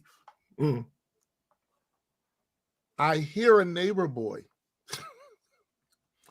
He laughing at you. I don't know if he was. Again, of course you don't. Again. Because you're a jerk. Please forgive me for what happened next. I was a child. I turned around, punched him square in the face, and before he fell back into the house, I grabbed him by his shirt, pulled him outside. He gets up staggering, trying to get back in the house. I hit him one more time. His head hit the mailbox that was there on the side of the thing. Crack out like that, right? Blood started pouring out of his temple and shit. I hit him one more time. Knock him inside the house. As soon as his body fell to the floor in the house, his mom comes out with a potted plant. About to hit me with the potted plant. Now, I'm not going to swing on somebody's mom, yo. I'm not doing it. No, fair. I wasn't doing it then. Not doing it now, right? I'm not doing that, right? So I just get off the porch. But instead, what I should have done, left the block. Yes. I should have left the block. You should have. But I went on the neighbor's porch. You were a child then. I was a child. Please forget, I was a child. I went on the neighbor's porch and sat down. Out of his doorway came his mom, his older female cousin, his grandfather, and they're standing on the porch cussing my ass out. Yo, sis said she was going to Tom and Jerry you. Yes, she was. If she'd have had a cream pie, that'd have been it for me. I'd have been lit. So they said all, we gonna call the police and this and that. Man, fuck y'all. So I walk on the steps. Oh, by the way, what made it worse, some of the youths that was on the porch, one of them that said he laughing at you, it was 2 of them. They had these 2 empty barrels on their porch. They kept popping in and out of the barrels going, Brandon got his ass whipped. Yo. Brandon got his ass whipped. So that just made the whole situation that much worse. So I walk down the street. I know they're about to call the police. I know they are. I walk down the street, go down to Hilton Street. I knock on some of my older homeboys' doors. Herbie comes to the door. He said, what's up, Rissy? Yo? I said, yo, I just beat Brandon up. His people's going to call the police. Please forgive me. I was a child. No, hold up. Don't say what you're about to say.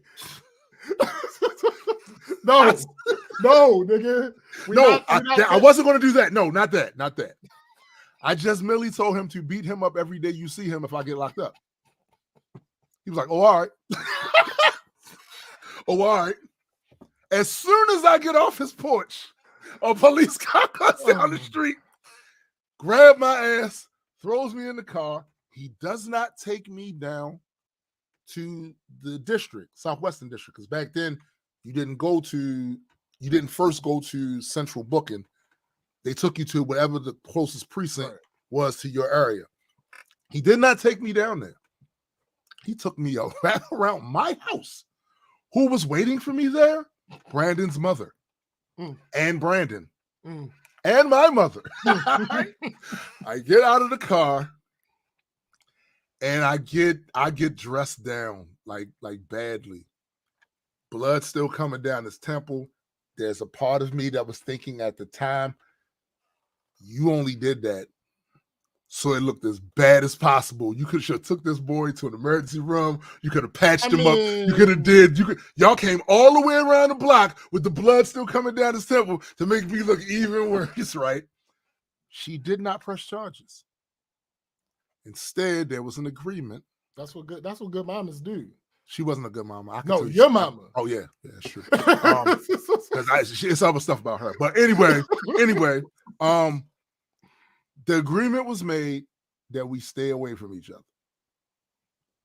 See each other, don't say nothing to each other. That was the agreement. That was the agreement. Funny thing is, I was on my, please forgive me, I was on some bullshit back then for real. On the way around to the house in the car, the police asked, so if I said something about you, would you blah, blah, blah? I said, depends on what you say. What he say? I was a high school kid. I was on some shit back then. It was Emerson Village. Like, come on. You know what I'm saying? I was on some shit. So the moral of the story is, hey, yo, seriously, all that backbiting, you can get worse than being told about yourself. It can get ugly doing that shit. So it's funny that you would tell the story in response to the beginning of my story, because this nigga named Brandon too. So that's why Fab said we don't do well. That's what. Oh no, hold on, wait. There's also another Brandon. Oh, okay. I'll tell that story too. Okay. I'll tell that story too. Okay. But I kept the files. I found the messages. So like I said, Fab came to me. Hey, yo, what you do to this nigga? What you mean? Are you talking about all types of bullshit and blah blah this? Wow. Oh, really? Okay. I don't know. I ain't do shit to him. I ain't talked to this nigga in I don't know how long. Blah blah blah blah. Week or so later, Fab comes back to me again. Yo, you sure you ain't do nothing to this nigga? Yo, now he doing too much. I'm like, too much. What, yo? He doing too like, much. yo, this nigga is still talking shit. Like, I don't. He doing too much. He doing too much. So I found him on Facebook, and I hit his inbox, like, yo,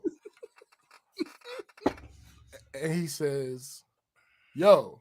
I said, what's up? He says, nothing much. How you been? I said, I'm good. You? He said, same. Haven't talked to you in a while. I said, yeah, it's been years. I've been hearing that that's my fault somehow. You know what? That was a very polite way. That was very polite of you. I'm just trying to get some information. I feel you. But that was, to be clear, that was mature and polite. You were you did not. I mean, this was 3 years ago. This wasn't that long ago. No, I get it. I'm just giving you your flowers for the way that I feel like that was a mature approach. You know what I'm saying? You didn't wild them out. I felt like even as a high schooler and all the other fuck shit, my initial approach was right. I thought was commendable. Sure. That's it. I mean, it fell off the ship after that. But I mean, yeah. So he says, I mean, I hit you up a few times. It's whatever, though. It's good to hear from you. I've seen Joanne a few times.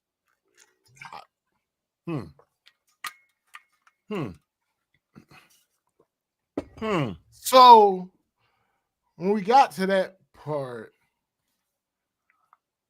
I was like, all right.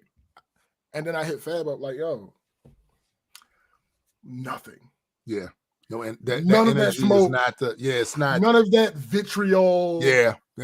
So again, because of the relationship that we had, and because we weren't in each other's lives anymore, and because we're old as fuck. Let it go. Yeah. It's once I just simply gave him an opportunity to say the things that he was saying to my brother. Right. To me, that's all. The other shit with the other nigga named Brandon. We were not grown then. So there was this like 6, maybe 7 block span where in between those blocks, all of us lived. Right. So Fab lived like 2 blocks away from me. This Brandon's grandmother lived like 2 blocks from there. And then Brandon lived like 3 or 4 blocks down from there. Right. So I can't remember what I was doing outside. I was probably at my cousin's house. My cousins actually lived on the same block that Fab lived on.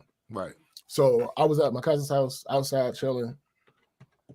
Fab come walking up the street. Yo, Harley around the corner talking mad shit about you. I said, what? Yeah, he talking mad shit about you. I don't know, like, what the fuck happened? I said, let's go ask him.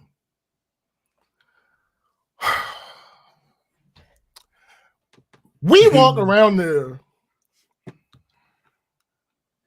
Energy completely changed. Yeah, because I'm like, yo, there's a reason for that though, bro. Like in reality, the average person doesn't want smoke. In reality, me among that's what I'm saying. The average person doesn't want smoke. The average person, but the average person does get a bug up their ass about certain people. And then you got the segment of that same population that won't tell the person they got the bug up their ass for. They won't have that conversation with them. They'll talk to everybody else around about it, but they won't have that conversation. It happens. But the problem is when you're a kid, like when I was a kid, we don't always handle that shit in a way that's appropriate. Correct. That's why when you're an adult and you see people still doing that shit, it's like, yo, we too old for that. God, we too old. Like, what are we really doing? You didn't think you could come? Now, in your case, you hadn't seen or talked to this guy in a good minute. But for him to consistently be saying shit, he just said it one time. To be consistently saying some shit says you got smoke for me. You got some type of issue. You got issue. You got smoke. It's consistent. Would you mind enlightening me? Yeah. Let's see if we can get this sorted. Let me know what the hell happened. Right. What I do. Because I could have legitimately did something that didn't realize would affect you. Because come get this potential apology, bro, so we can put this behind. Right. I established how close we were. Like, it's not like this was just some random nigga. Right. Some random acquaintance. Right. Or no shit like that. Right. No. Like, this was my nigga. Like, at that point in time, when we were in when we at the end of high school and shit, him and I were closer than me and Feb. Oh, I don't believe that. It's the truth.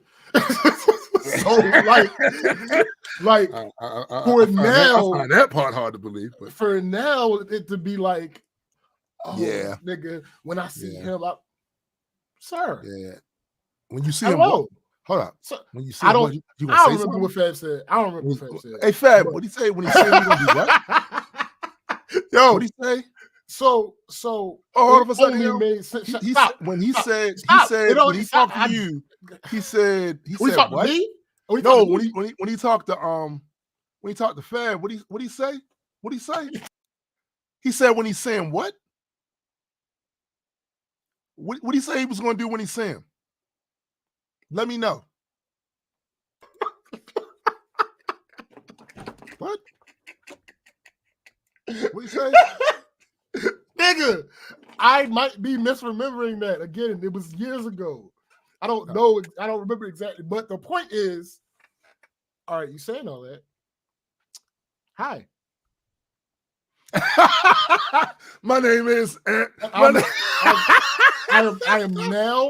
am now available to you for you to be able to get anything you need off your chest. Right.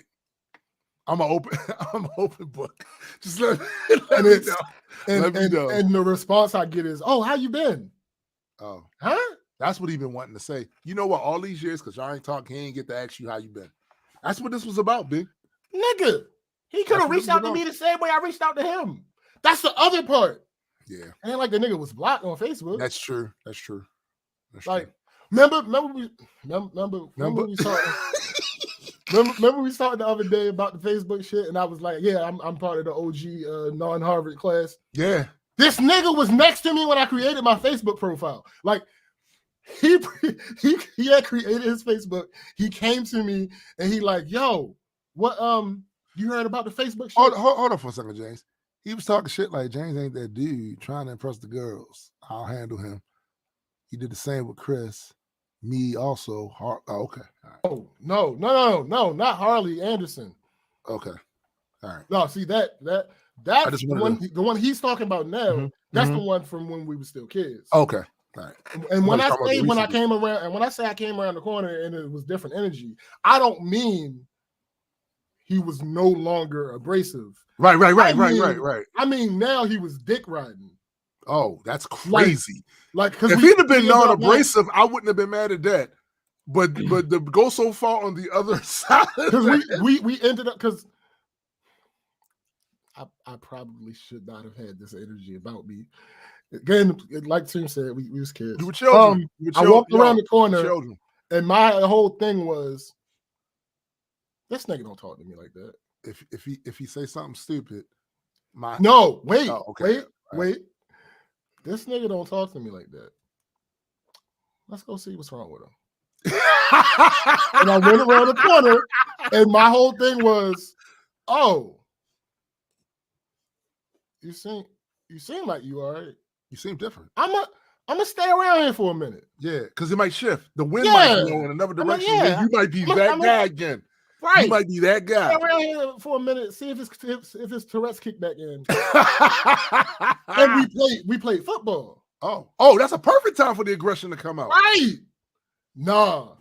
I can't remember who else was there. Somebody threw a pass to me. I caught it, got a touchdown. Mm-hmm. Here come this nigga. Oh, that's James Davis. Blah blah. This blah blah. Wait. All right, wait. All right. Wait, what? Right, like what do you, sir? Like, later. Cause something ain't adding up and shit. And I'm like, yo, what the fuck, bro? That's what I'm saying. Like, what do you? Hold up. What?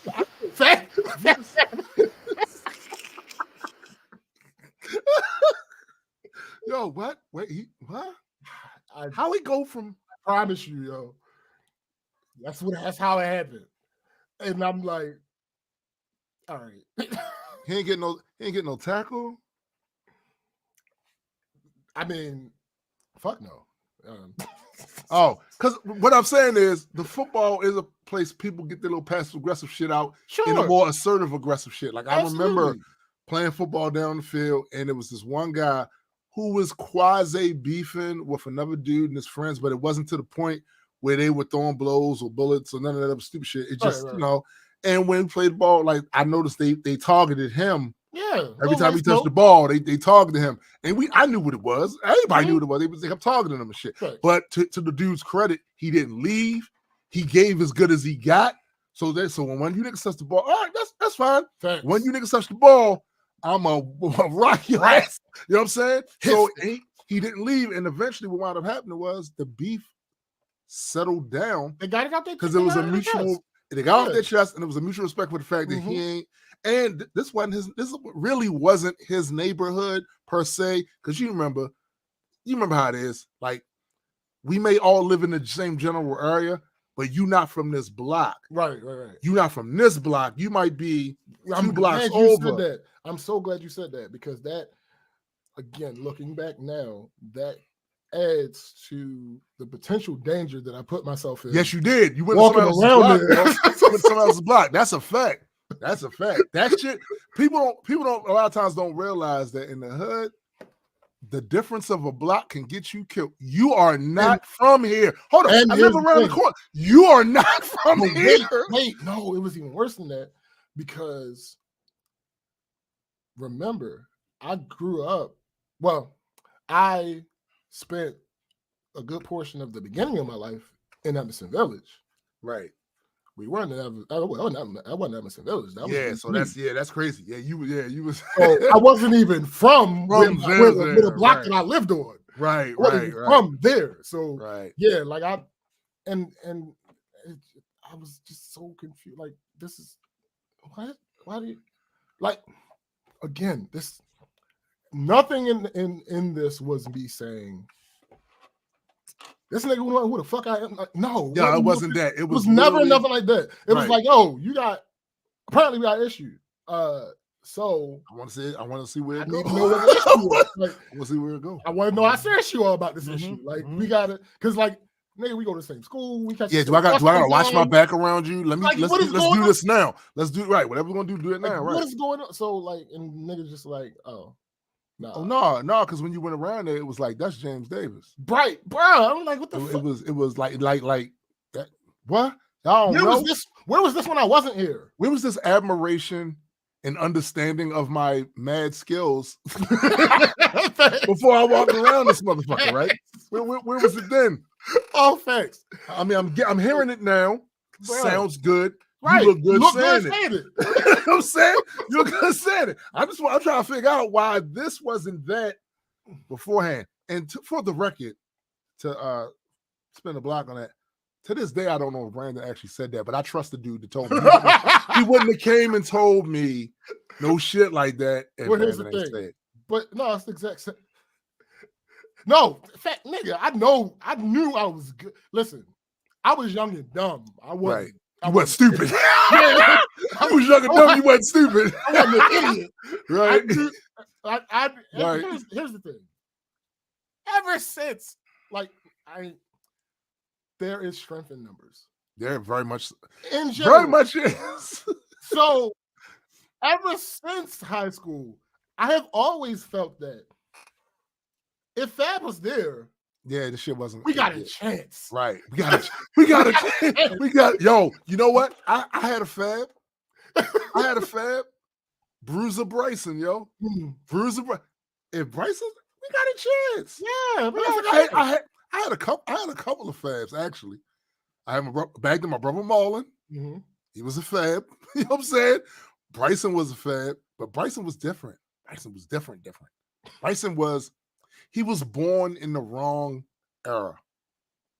He was supposed to be born back during the Viking era. That's funny. This nigga, he was so overjoyed to be in combat that it didn't even seem like he disliked the person he was beating up.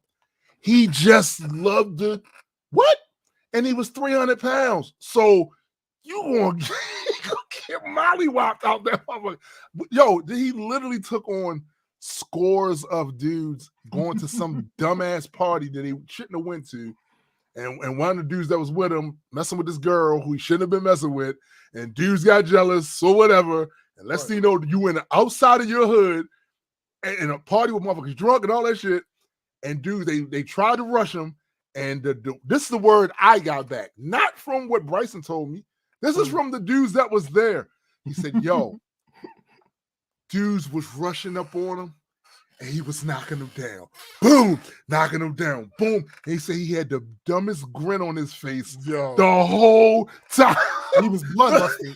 Yo, he was in his element, yo. Thanks. And they got out of there before dudes realized, oh, we need a pistol for him. Right. We need a pistol for him. You know what I'm saying? He don't go down. He's invulnerable to fist. Got it. Got it. And here's the thing. The nigga, see, both of these Brandons, at points, were supposed to be part of that whole strength in numbers thing. Yeah, facts. Like these aren't just random bystanders or people I happen to know. No, I feel you. I feel you. Both of these niggas they were your folks. What? Nigga, the one from when we was in high school, I wouldn't know Fab if it wasn't for that nigga. Right. Like, matter of fact, he was with me in Kenya. Oh shit.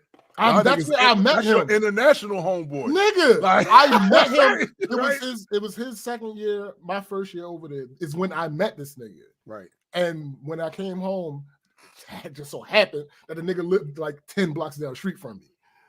So like, and like I said, he introduced me to Fab and blah, blah, blah, blah. But yeah, like listen, even people that's close to you, y'all can get into shit. I know me and my friends will fight one day, cool the next. Like even my this is my guy. Like, I mean, anything go down, and it don't have to go down with just me. If it's anybody in my family, he gonna do the dumbest shit ever. Even him and I had a slight misunderstanding that could have, at least before we talked, it felt like it could degenerate into something which is not something I really wanted, but something I wasn't going to tolerate from nobody. But the same way, he was that way, and he was worse. Right? He was worse. So it just so happened that as he was coming around with half of the friends, and I'm around with the other half of the friends, it was iffy for a second. Then him and I walked away. We walked away and talked and got that shit out. So that can even happen with the closest friends, right? It can go down, right? But the fact that it seems to be consistent with Brandon's is kind of crazy. But bruh, yeah, that's kind of crazy. That's why when you said the nigga name was Brandon, I'm like, yo, it's kind of crazy, bro. It's kind of crazy. Oh, yo, like, kind of crazy. Obviously, it's a coincidence, but that's not a coincidence. Obviously, it's a coincidence, but that's not a coincidence. Yeah, I'm sorry. It happened too many times. So I want to often on Twitter, Twitter is usually where I get the dumbass of the week. 9 times out of 10. Right. I wanted to highlight a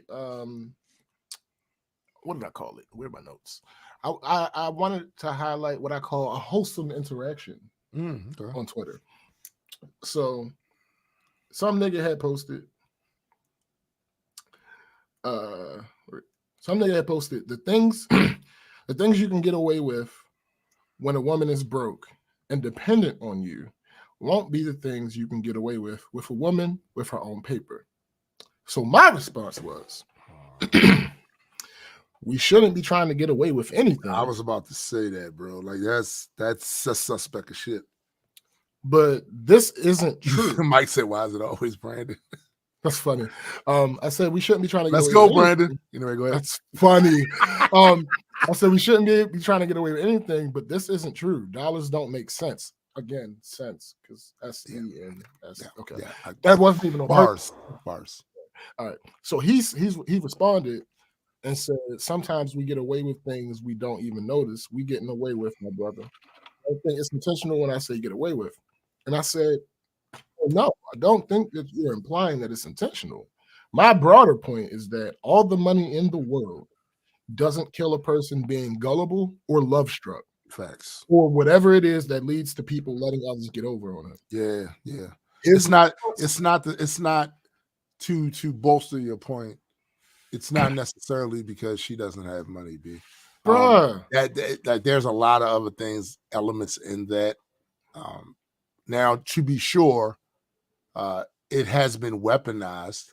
That's why they changed divorce laws and all that other shit in this country, because it was motherfuckers that was, they had too much control over that woman's livelihood because of the way the culture was at the time.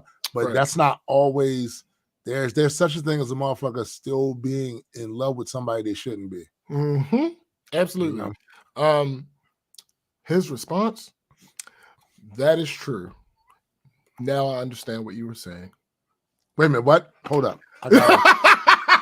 Wait a second.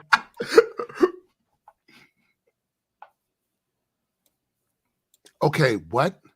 So where did that happen? What's up, Special Space? What up, Special Space? What? Twitter. No, listen, hold on. The little bluebird. Yeah. It was what, Twitter? No, a different no social media platform? I said, well, goddamn. When did this happen? I'm flabbergasted. A couple days ago. I'm like, I wonder if that's why we made our goal in a day. Oh, nigga, shut up. Sorry. The shit just happening. You know what I'm saying? Let me see. When was this? This was, I think, Thursday. Yeah. Interesting. Yeah. I've just been like, oh, okay. Interesting. I'm not used to these going like this. I usually I almost try my best not to respond to people on Twitter. And then when I do, I know that I'm like, all right, it's about to be a back and forth. Yeah. No, this was a pleasant exchange between me and another black man about a take that he made and I introduced an element that he hadn't considered. Right. And, and he was like, oh, yeah, I get it now. That's not something that, hey, thank you, Special Space. Appreciate that, bro. And look, we still got 29 days to go. Facts. And it's like, oh, that's crazy. Who sent you? Yeah, no shit. No shit. Wait a minute, is this me from the future? Right. That's why you from the future and shit. I was like, nigga, what are you? You know what it is? Okay. That's you from the future. He had look. The future you is so despondent when it comes to humans because of all of the bullshit that you probably went and lived somewhere away from people and shit and had a generally lonely ass existence and shit. Like, I can't fuck with these monkeys no more. And then this guy got an opportunity to jump into some experimental time travel shit and say, yo, I don't like my life now. I got to put faith back in my old self in humanity. And he went back in time and got on Twitter and he knew when you would be on Twitter because he's you. He knew it. Yo, that's crazy. No, so I'm going to say, yeah, absolutely. I'm going to say that explanation right there is Mucko's razor. Because it's absolutely the opposite of Occam's razor. But it's the opposite. I mean, it sounds plausible to me given what the alternative is. The alternative being a random person on Twitter just had a regular, normal conversation. I can't really wrap my head around that being a thing. Yeah, no, that doesn't seem like that's what happened. It's not. That's definitely not the norm. So I think I'm going with the time traveling you. Hey, listen, Mario, because that's not. Wow. Wow. It legitimately happened. I was flabbergasted. You know, when I be on Twitter during the week, I be looking for the bullshit of the bullshit. Funny. This is funny. I go back in time about Twitter when it was still garage junk, and I just kill it. That's funny. That's true though. Especially says who knows the verifications though. That's true. Years, it could have, yeah. That's true. That could have been a thing. That's true. That could have absolutely been a thing. And like I said, I usually be on here looking for dumb shit. And of course. Not looking for it. No. Because it ain't hard to find. It ain't hard to find. I usually come on here expecting to see the dumb shit. Some stuff was a show because it's content. It's a fucking treasure trove of mediocrity. You know like this. The millionaire CEO of Warner Brothers Discovery says love of working will end the writer's strike. Like, see, shit like this. This is the type of shit that I'm talking about. Wait, what? Hold up. When you're a millionaire, you have the privilege of believing that we love the work. That we just love to work so much that even though you're not paying us the way that you should be paying us, we're going to come back. You're either not paying us, and also we're not getting the great experience at these job sites that you may think we are. This is can we disabuse? I don't know how many millionaires. Goods and services. Bruh. Goods and services. Bruh. Supply and demand. Like milk, all this milk is and what's butter. going on. Facts. Bro, can we disabuse? For any million and billionaires that might be watching, I know it's a bunch of y'all watch this show. For any of y'all that's watching, allow us to disabuse you of the notion that the average person enjoys coming into your sweatshop to work That's not what's happening. Yeah, you have a few outliers. Yeah. Who are on some what's the sadistic misogynist shit that say, please, sir, may I have another? Hit me again, sir. They might enjoy that shit. Sadomasochist. That's what I was supposed to say. It might be something that's on that, right? But the vast majority of people, if they could do something else that did not require them, one, having to follow your rules, have to be there at the time you want them to be there, two, paid more money. Hold on real quick. Verm, first of all, what up? Second of all, no, you're missing the point that we're making. Mm-hmm. The argument that we're making isn't that people don't like working. The argument we're making is the vast majority of people do not work where they work, doing what they do simply because they love it. Yeah, no. That's not a reality in anywhere. Nah. Like that's not a reality. I happen to be one of the people who I'm good with my job. Right. Right. I would absolutely rather be paid to do other things. Right. 1000%. Like hurt me daddy boss. You know what I'm saying? There is value in hard work that you like to do. Absolutely, because that's the reason you're doing it, for the value of it. You're doing it for the value. You're getting a check. Give me my paycheck. Facts. You're getting the check. Like the fuck. Yes, 1000%. I'm here. It's like that monologue or scene, whichever you want to call it, in Fences with Denzel Washington. You say where his son asks him why he don't like him. And he's like you. Ain't no law say I got to like you. Right. I got to provide for you because that's my responsibility. He said, I go down to the job. He don't give me the check because he like me. Right. He give me the check because I did my job. Right. Like that's, I just. Right. I need to hear an explanation for this special space. He says, I think it's actually important to have work that you don't like. Oh yeah, I got it. This has to be an esoteric. Because I'm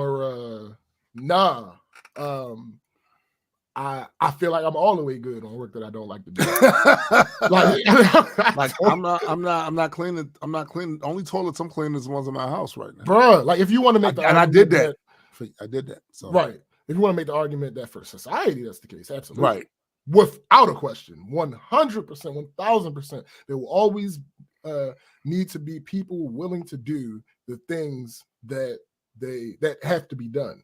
Right. Absolutely. No, we don't think that you should like everything that you do. We're saying that people's preference would be to do stuff they like to do. Here's the thing. There are two different things. You're asking if a person should like everything that they do. That's not the same thing as saying there's value in doing things you don't want to do. Right. Personal value. Right. No, absolutely not. Like the things that you deal with in life, maybe you grow from them, but outside of that, you could have grown from something else. This particular thing wasn't necessary for your life. That's a fact. Like, what up, Patriot? What up, Patriot? People's preference is to do nothing in game. Yeah, no, now we're having a different conversation. We definitely having a different conversation. Yeah, no, that's not the point that I'm actually making. Yes, if at the very base of the majority of people, I can accept an argument that they would prefer to not have to do anything and get money. Sure, but we're not living in that hypothetical. And they know that too. Right. And those people live in the same world we live in. Yeah. Like there are spoiled people. I don't think we're saying nothing controversial here. It's the reason why people complain about their work all the time. Right. That part. There's a literal reason why people complain about their jobs all the time. Yeah. Like there are things in society that have to happen in order for society to work. And there are people who love doing some of those things. Right. There are also people that don't like doing those particular things, and they would rather do things that may enhance the society or make people's lives better or whatever the case may be. I am not leaving room for a person Like in the equation that I'm talking about, there exists no one who is trying to simply benefit off the back of others' hard work and not contribute. That's not the point that I'm making at all. At all. And hard work doesn't equal work you don't like. That is not true. All the shit that I do is hard outside of my 9 to 5 is hard work. But you enjoy doing it. I enjoy doing it. Right. Yeah, no, special space. Yeah, we're having 2 different conversations. Definitely. We aren't talking about the people that don't want to work. Like, listen. So I get it. I really do. There's certain narratives in society about work culture that I believe were fostered, bolstered, promoted by corporatists. Yeah. Right. I get a lot of people buy into 1,000%. Yeah. I get people buy into it because why? When you have control and say so over all the major narrative building tools, education, media, etc., finance, etc., you can throw narratives out and people will buy into it. We're talking about this very simple thing that's not this broad esoteric thing about the working hard and feeling good about whether the human is lazy or not. Like, we're talking about people. It literally, people complain about their jobs all the time. That's why they're jokes. All right, hold up. I think I have an idea. Okay, special space says work you don't like doesn't equal bad. Here's the thing. I'm glad you said it that way. I know a person who is a janitor. They seem to take pride in their job. I can't say that they like being a janitor because I know what that entails, but they absolutely take pride in their job. 100%. They do their job to the best of their ability. 100%. I don't ever want to be a janitor because we work for the same company in the same location. That job is getting done by a person who doesn't have a problem doing it, and is doing it to the best of their ability. It is nothing is gained by anyone in the scenario for us to switch jobs. Yeah, no bullshit. Me doing their job that needs to be done, nobody is enhanced by me having to do this job now that I don't like and don't want to do. So yeah, no, that's not how. Like, I get the point that you guys are trying to make. That's not really. I don't think talking about what we talking about. Yeah, like the argument, like I said, the sandbox that we're referring to. Like, all right, I'll give you an example that has nothing to do with this to make it a little easier. We often get up here and talk about how irresponsible it is to rely on blanket statements. Yes. So given the context of the show, when the audience that listens to the show listens to us and they hear us use a blanket statement, it is safe for them to, and they usually do, assume that we are not including the outliers. We are not including the people that are arguing in bad faith. We're not including, like, there's a list of categories that obviously contradict what we're saying. We're not talking about that. So, like, in you guys' example, when talking about the lazy people that don't like working, and because the average American citizen is lazy. So, like, we are not, or there may be segments of the population that are lazy for whatever reason. We're not including those in this statement that we're making. Like, no, obviously those people exist. I would debate all day as to the prevalence of those people. Because again, if you give a person, I'll even Stillman your argument. If you give a person a choice between doing anything for work and not having to work and being able to get the same value out of it, I'll grant you that most people will choose to not do anything. However, if they live in an actual society, in the real world, right, that choice doesn't exist. nope.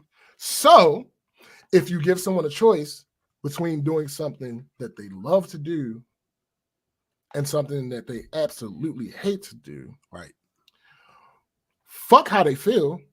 Which job is going to get done better? So that's really the point that I'm making. Also, I'm gonna say this. I've worked jobs that I absolutely could not stand. I've also worked jobs that I enjoyed, and in both cases, there were hard work involved in those jobs. Absolutely. The job that I did not like, because I didn't like that particular type of work.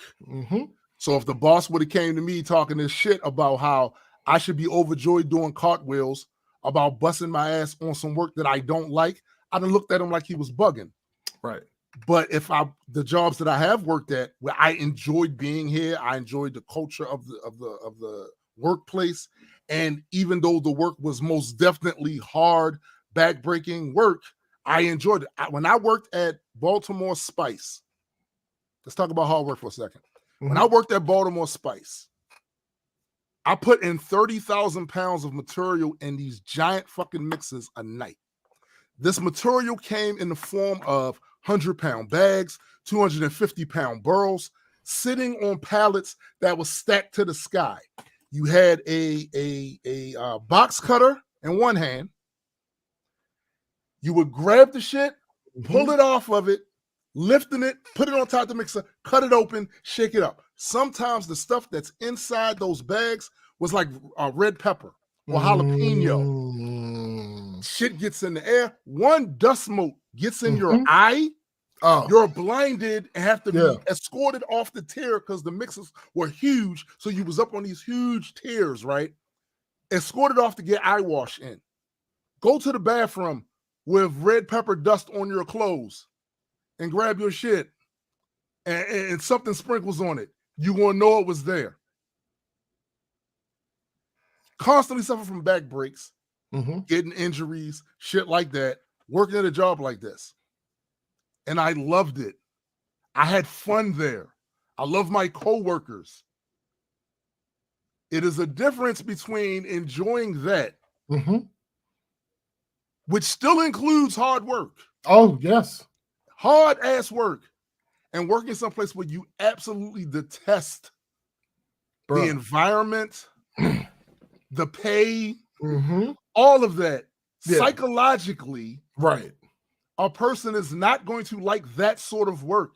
Correct. So when bosses assume, or owners of companies assume, that they have created this environment, they need to ask the employees on the floor how they feel about that. Right.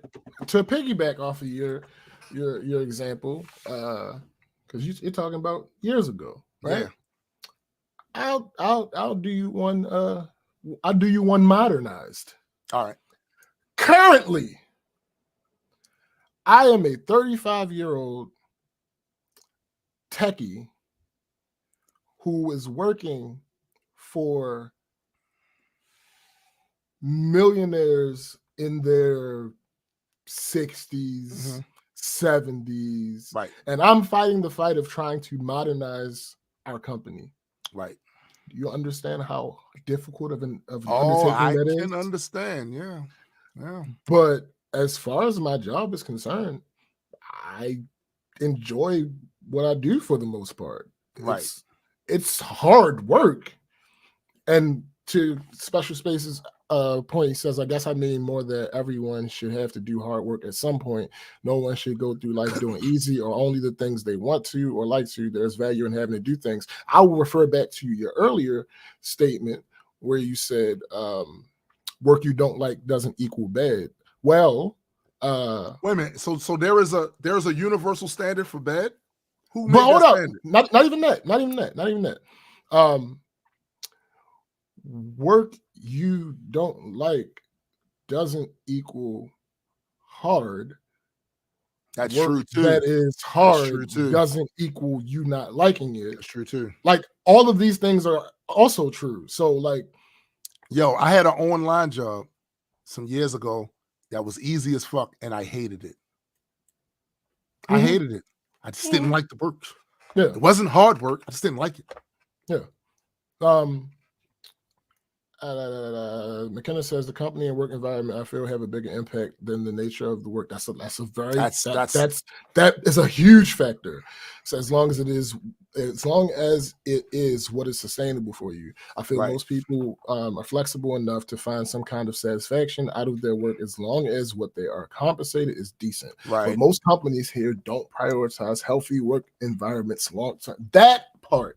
That is what we're getting to. The assumption that we're not referring to work culture as it actually exists and not in this floaty, very vague, conceptual thing about work.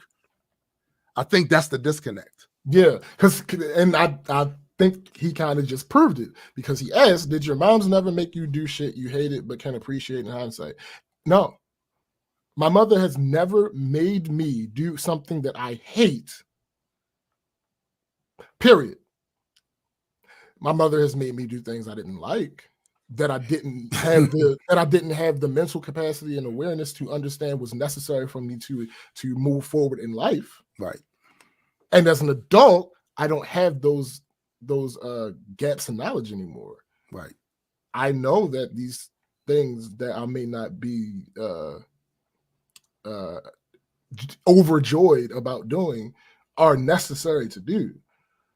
The point isn't we're getting away from the original point. The original point is this millionaire CEO is under the assumption, because he's so separated from normal life, that the main grievance that these writers have, which is they aren't being paid enough, and they are in this position where the industry in general is actively not only trying to not pay them that much, but also trying to use less writers so they don't have to spend as much money and end up overworking the writers. Which was the point. The fact that this millionaire CEO is just, they'll come back because they like working. Yeah. That's delusional. It's delusional. And it's also, again, we're talking about work culture and work environment as it exists in reality, not the esoteric idea that hard work is good or bad. Right. Like there are conditions on the ground that they're actually beefing about. Yeah. So for him to ignore those things in favor of the esoteric is him blatantly ignoring what they're actually beefing about. That's what that guy is doing. He's ignoring what they're actually beefing about. So he said that if we don't have to correct it. After a while, they'll just come back. Yeah, because they enjoy working. Right. Like in the Venn diagram, this would be hard work. Right. But there's also a circle here for work you like and a circle here for work you don't like. Right. They aren't all in the same thing. Like right. The point that we're trying to push through is that you liking something is completely independent on what someone would consider hard or not. Right. They are two separate things. Somebody would look at my job and think that it's not hard at all. Facts. As a matter of fact, I was one of those guys when I worked at the Phillips Seafood Warehouse, helping to run the sanitation department there. I would look at the guys in the IT department with this spiffy button downs, never dirty or sweaty by the end of the day. I would send some of my crew into their office to take the waste baskets and to clean the windowsills and all that other shit like that. And as I would go back over there to check on their work to see if they was doing what they were supposed to do, because you didn't want them fucking up in the offices at all, right?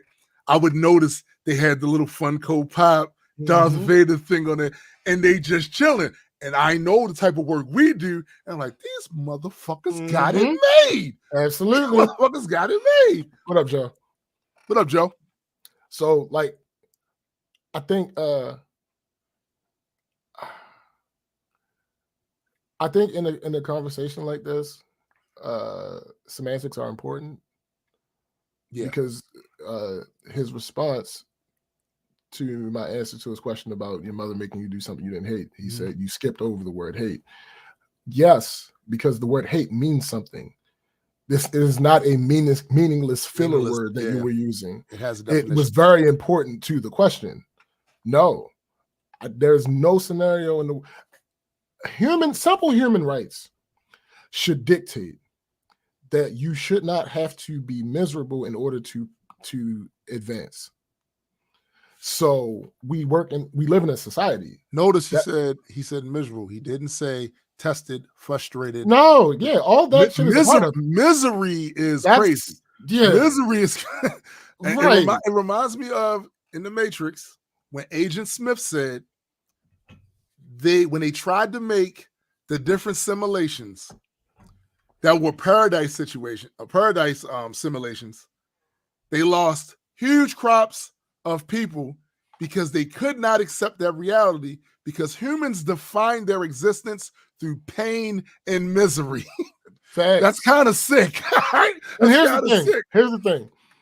What recent times, and this is actually a new element to the conversation that I haven't thought to bring up yet until just now. In recent times, we've learned to, I guess the word would be accept more. Patriot, we do. We just got to get enough titles out published. My bad. Oh yeah, that's absolutely yeah. Verm, listen. All right, so actually, your comment speaks to what I was about to say. In recent times, we have more of an understanding. Maybe the better word is acceptance. That the mental should be an extension of the physical. As far as humans are concerned, we need to treat mental health. It is just as important, if not more important, than physical health. Right. What you two are suggesting is literally the deterioration of the physical body. That's literally not how the human body works. The more things that you do that are painstaking and super hard trauma type things, the faster your body breaks down. Knees. Yeah, that's so. You know how many injuries we used to have on that job? Bruh. And mind you, I'm not saying injuries that come from fucking up, from literally not doing something the correct way. I'm talking just doing your job. The regular course of lifting 30,000 pounds every night.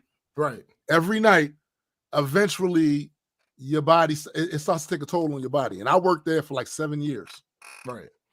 So we need the royal needs to do a better job of realizing that shit works with your mental as well. It does. The more trauma you experience, the more misery that you experience, the more all this type shit that you experience, it wears on you. There's a limit. Like, you can't just keep working out and keep getting stronger. There's a point of diminishing returns. Well, yeah, there's a point in your workout where you blow your arms out or your legs out. Whatever you're working on, you blow it out. Like the tension and all of that, you working the muscles out. But at a certain point, your body has limits. Right. And then all of a sudden you can barely move your arms anymore. Right. And the point, like,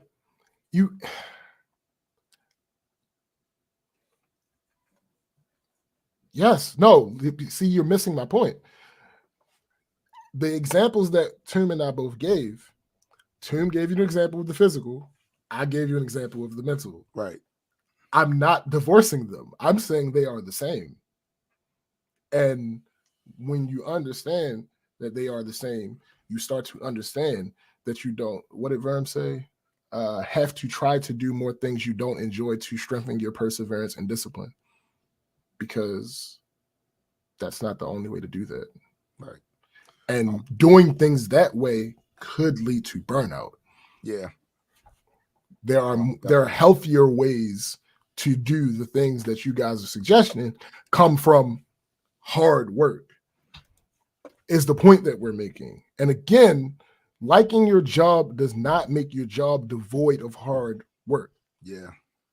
Liking your job makes it more likely that you're going to do your job right.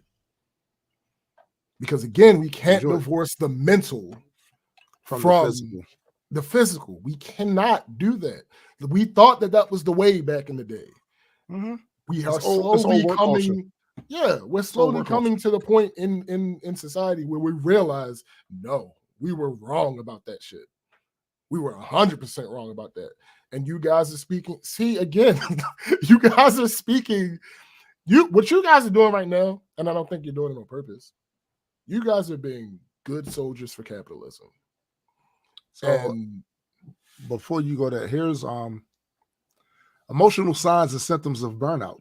Mm-hmm. Sense of failure and self-doubt, feeling helpless, trapped, and defeated, detachment, feeling alone in the world, loss of motivation, increasingly cynical and negative outlook, decreased satisfaction and sense of accomplishment. Mm-hmm. Burnout is a thing. Now, the question that I think needs to be asked is, what causes burnout? Right. What causes burnout? Class?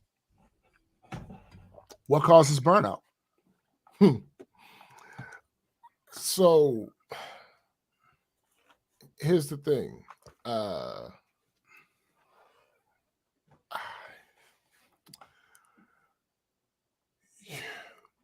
argument, Special Space, I'm fairly certain you're not a capitalist, but the points that you're making are capitalist propaganda, effectively. Because again, hard work is subjective.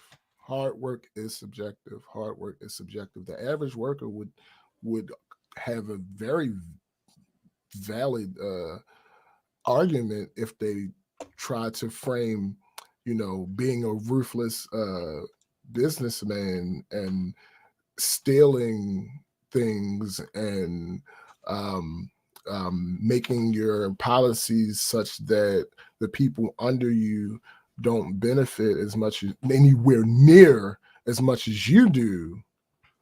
Some people would argue that's not hard work. But they end up being millionaires and billionaires. I do have another question about that too. So if the argument is that people seek comfort too much, what is the societal effects of that now? And when did they start? Like, when did people start seeking comfort too much? I feel like that argument flies in the face of survival of the fittest. Well, the reason I'm asking that is that we can absolutely chart worker productivity trends, overall. So I want to know when did the American worker, I'm speaking American worker, I'm not speaking outside the country because I don't know about too much about that. What era did it begin that people started to seek comfort more? Because there were times where worker productivity, when it was a steady incline. So at what point? Now I'm sure on that same incline, there's been times when it was dips. Sure. Right. But of course, that's why I want to know what's the societal symptom that we would see from people seeking comfort too much. Because if worker productivity was trending upward for a lot of years, that doesn't necessarily sound like they're seeking it that much. Or that it's a problem. Right. Or that it's a problem. Right. Or that it's a problem. And see, here's my issue. Vern says, Special Space says, burnout for me is doing something I don't like, and he emphasizes on for too long. Vern says, for too long, exactly, just enough to learn something about myself. So what you're saying is that because this is the only job that you can get, the 30s, you work on it. And when you work on it, it's one of those things that you don't like.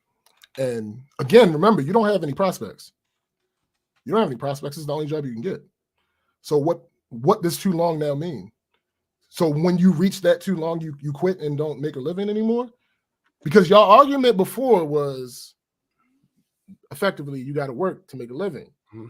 So if you're in this position where you're in this situation that you don't like and you don't have any other prospects, at what point is too long? Just enough for me to learn something about myself. Okay, what did you learn? Can you now stop doing it now? Right. Like does your financial situation allow you to stop doing that? After the burnout, you can just say, all right, I'm good. I don't have to work here no more. Right. I'm good. And I'm leaving now because I already learned everything I need to learn about myself, and I'm going to go about my business. Yeah, because that job was to allow you to be able to live. Yeah. So, and if you and it's all right, so let's do a thought experiment. Let's extrapolate what I just said. All right, you get out of high school. You don't go to college. College isn't for you. College isn't for everybody. Cool. You go out into the work world and you realize you don't have prospects. You don't have prospects. You go look for a job. You find the only job that'll hire you. So you get that job and you start working at it. You don't like the job. You hate the job. Right. But because you're fresh out of high school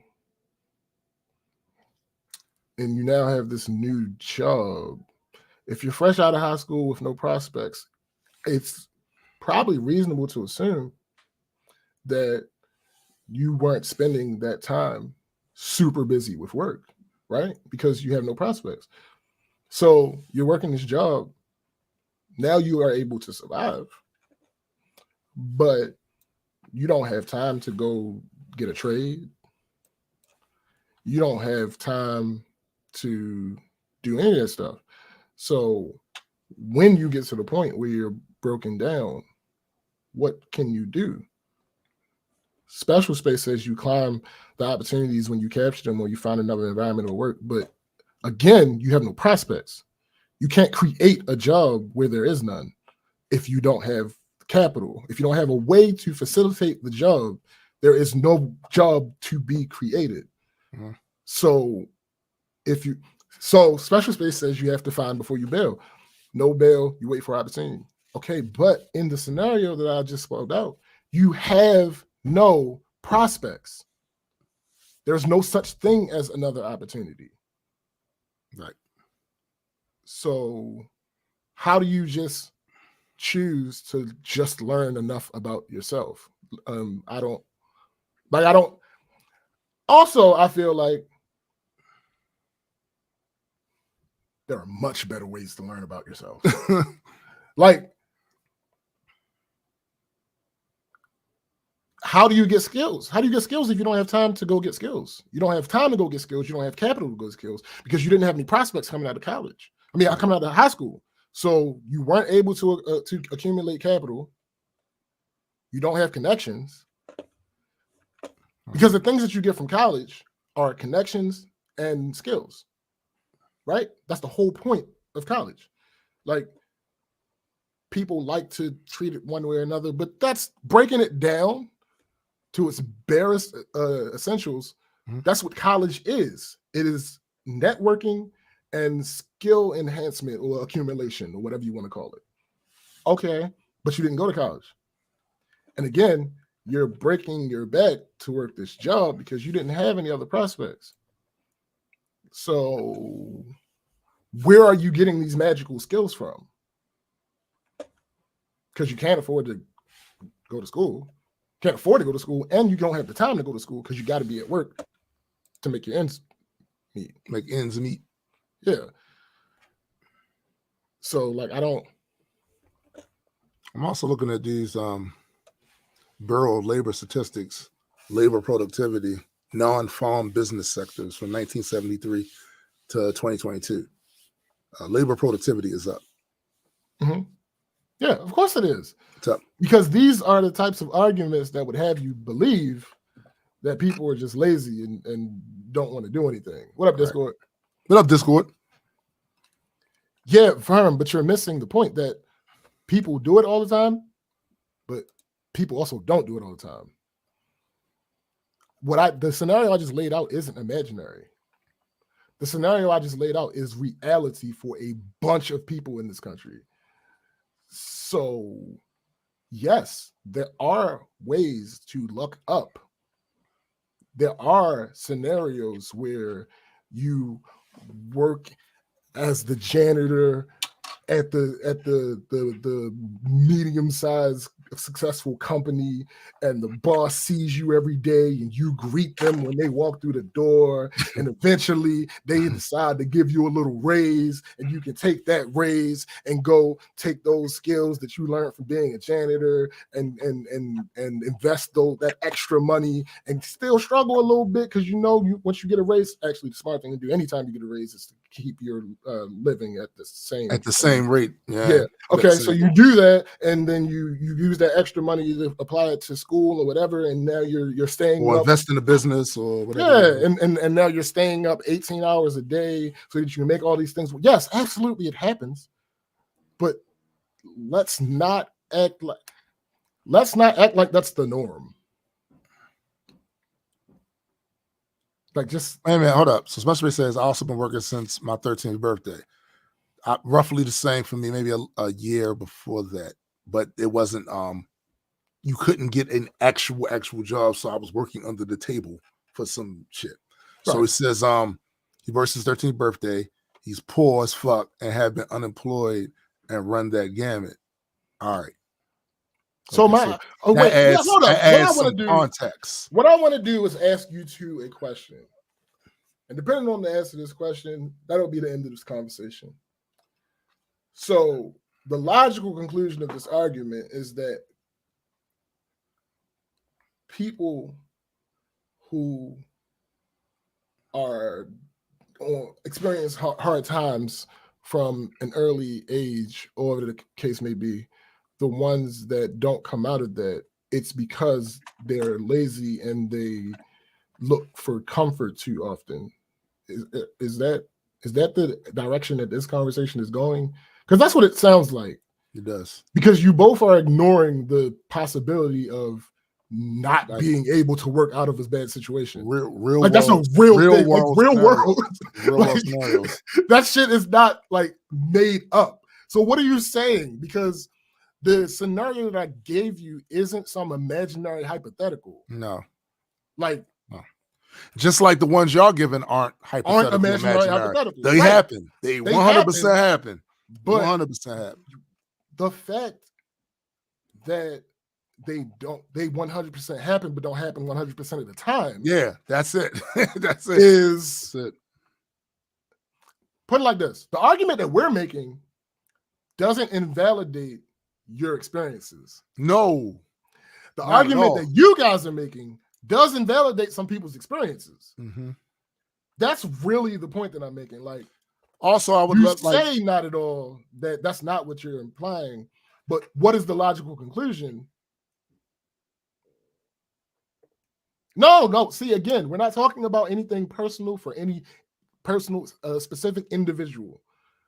I'm simply saying that. Matter of fact, again, I'll take it away from this because it's easier to sometimes understand and reach common ground when you talk about things that you aren't actually talking about in the moment. I don't know if you guys remember. I believe both of you were around. This show, it might have been 2 episodes, over the span of 2 episodes, where Ogma got on here. Oh, yeah. And we spent an entire episode going back and forth about the idea that anybody can become a millionaire. And I spent the vast majority of the episode disproving that stupid ass theory, because it's not realistic. You're not living in the real world to say that anybody can just become a millionaire. The point, hold on. McKenna says the 1% idea of comfort led to trickle down economics, which doesn't work. They push the idea that if you work hard, you can get to the point of a life of luxury, despite that not being feasible for almost everyone. Right. Quote, we were working hard to get here, so we deserve it easy, unquote. Even though they built companies on underpaying those that did the actual work. That's kind of my point. Verm says what you're saying is valid, but what I'm saying is valid too. No, he agreed. Here's the point. That's my point. We agree. My argument, your example is valid. Your argument invalidates my argument. My argument doesn't invalidate your argument. My mom bust her ass her entire life and did not end up rich.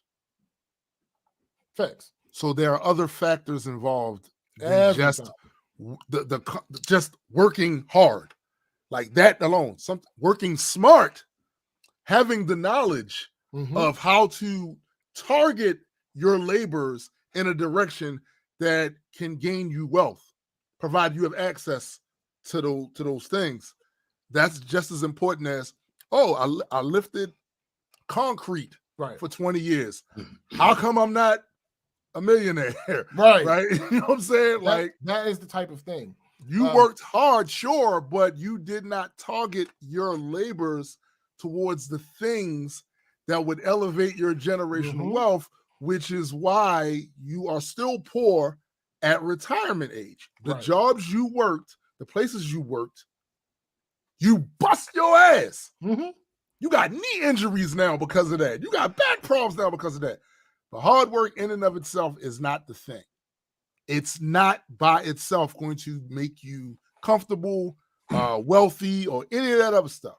Yeah. And the people that are selling you that want to keep you in these positions to basically hold the very few up on your shoulders and march throughout society with he's the guy. Yeah, because he is the guy. Because he used his labors to get where he's at, and your labor is to keep him up like this. All right, hold on. I think we're coming around to something. All right, so before I read that one, Cosmic says, I have friends that have been on that lock situation, working all day to make ends meet, so not enough time for formal education definitely happens. Absolutely. McKenna says, also, despite most in that luxury having some kind of leg up, not that someone should be shamed for their parents or other situations leading to great opportunity, but you can't ignore it. Exactly. So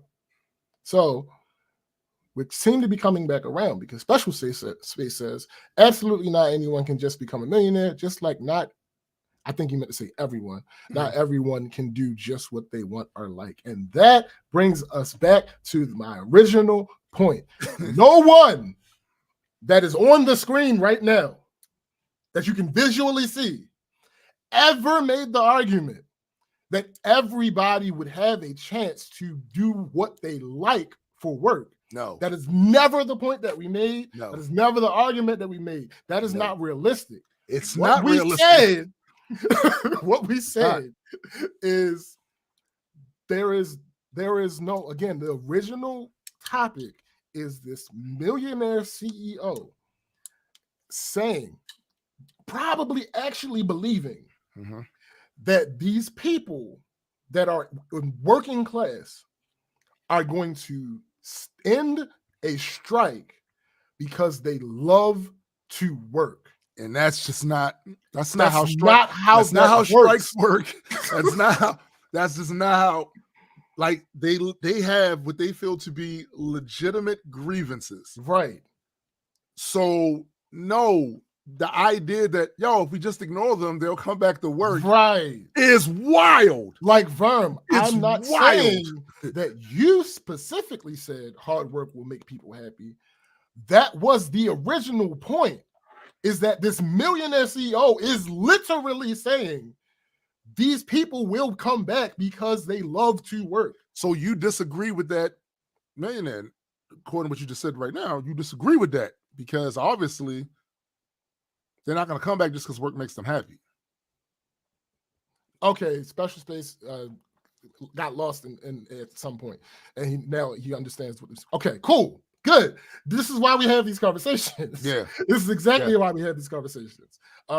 Like, that's the point that I was always making. I don't think that there is some inherent benefit of having to do shit work that you absolutely hate. Like, no, there is no inherent benefit. The only benefit there is the benefit to society. Right. Because that job needs to be done. But somebody got to do it. Right. Again, like in my example, there is a janitor at my job that absolutely takes pride in doing that job. And there's nothing wrong with that. If he feels like that's valuable work to be done, and he's going to do that work and do it to the best of his ability, and we all get the benefit from him cleaning stuff the way it should be cleaned, and we don't have to worry about going into a dirty bathroom or dirty break room or nothing like that. And some type of outbreak happening at work. And mind you, I worked in sanitation for years to the point where I was running sanitation crews. I know what that works like. Right. I know what that's like. It's hard work. And if you switched us, that job would not be getting done as much. It's that simple, because when you I think at a point in this, you guys confused work ethic for natural human behavior. Right. You have to separate the two. You can have all the work ethic in the world. The point that I'm making when I say if you don't like a job, it's not going to be done to the best of your ability, I'm not saying that you're going to choose not to work hard. Right. There are several other factors that are involved with getting a job done. A lot of it is psychological. Bruh. Psychological. If you hate the job that you're doing, then there are going to be certain blocks that you have potentially about learning everything you need to learn in order to do the job properly. There are going to be certain mundane tasks that are involved in this job that you absolutely hate, and you are probably going to take a shortcut here or two. Just human nature. Right. So, like, my argument for that wasn't, I'm not talking about people with bad work ethics. Right. Again, it's similar to what I was saying earlier. When we have most conversations on the show, since we have an audience that comes back, we know that we can speak in shorthand for the most part and don't have to go and explain that we are not including bad faith actors. We are not including, so in this scenario, we're not including the people that lazy bums. Right. Lazy bums. We're not including people that just have a shit work ethic. Right. The lazy bums. No, the lazy people. Lazy people are going to exist because lazy is an adjective, and there are people. It's just a fact. Yes. But at the end of the day, the original point was for this guy to tell them to basically say, we don't have to address their concerns. Yeah. They'll come back. They'll come back because they like to work, right, bro. No. Like they have actual concerns, even if we disagree with their concerns. Although our disagreement doesn't really matter because we don't work in that field. Yeah, we don't. But even if we disagree with their concerns, they feel those concerns are valid. Yep. So you're not going to just get away with saying, "Hey, let's just ignore their concerns. The reason why they stopped working, and they're going to come back." That's a very disconnected way of seeing work culture and workers. Like, listen, at that same spice company, at first they wasn't paying us what we felt like we should have been paid for the type of work we were doing. So guess what we did? We slowed up production. They wasn't getting as much out every night. It took a little minute. And also people's attendance started to slip. It took a little minute, but finally the plant manager was like, something ain't right. I need to call first shift and second shift in for a meeting to find out what the hell is going on with your attendance and our production going down. Yeah. And when we went in that room, you know what we said almost to the man. Money. Yeah. This is hard work, and you're not paying us in a way that's commensurate with what we're actually doing physically. Yeah. He took a weekend to think about it. We came back in there Monday. We all had raises. Now he could have said, "You like the work. Production will go up. They like the work." He'd have been sorely mistaken. Facts. He'd have been sorely mistaken. All facts. All right. So Cosmic says, perfect example is the scuba dive jobs for maintenance on treatment plants. Literally diving blind in excrement. Even do the job, you already know everything you need to and be willing to face hard work. It's extra hard work. And there's nothing on that, nothing to learn or earn except a good paycheck. Exactly. That's it. Exactly. There's That's nothing it. intrinsically good Right. That's it. to having to work shit jobs. Having shit in your face. Yeah, no, like literally shit in your face. Literally Like, shit. bro, there's nothing like you will never, and that hey, You learn that shit part might be stinks. something funny. That part might be where we split, but you'll never convince me that there's any intrinsic value to specifically the idea of working shit jobs. Right. So special space humans make that stuff up. Facts. We really do. We choose that. Yeah. We choose that. We making a lot of that stuff up. Special space says my point, and I think Vern's direction was more about the tendency to avoid discomfort. Well, I would like to point you to two phenomena, if you will: survival of the fittest and self-preservation. I think you're right about that, special space. The CEO sounds like the type of guy who never had a shit job. Facts. Yeah. Facts. Yeah. But survival of the fittest and self-preservation. When society evolves, the tenets that we live by and the methods that run us evolve too. They don't stay the same because everything about our lives has changed in a way. Yeah. So yes, when you combine survival of the fittest and self-preservation, and you extrapolate that with the increase of society and how things are compared to how they used to be, absolutely that leads to people wanting to seek comfort, because the alternative, if I punched you in your arm in the same exact spot over and over and over and over and over again, whether it's because your arm got numb or whether it's because you got calloused or whatever the case may be, if I don't change the intensity of the punch, you will start to feel it less and less and less and less. So as society is increased, lack of comfort, which was an absolute luxury at one point, is now starting to become a survival thing. Because in the current society, since we're not used to no longer foraging and walking miles and miles and miles and all that shit, when you don't have the comfort of a house, you are literally putting yourself in a life or death situation.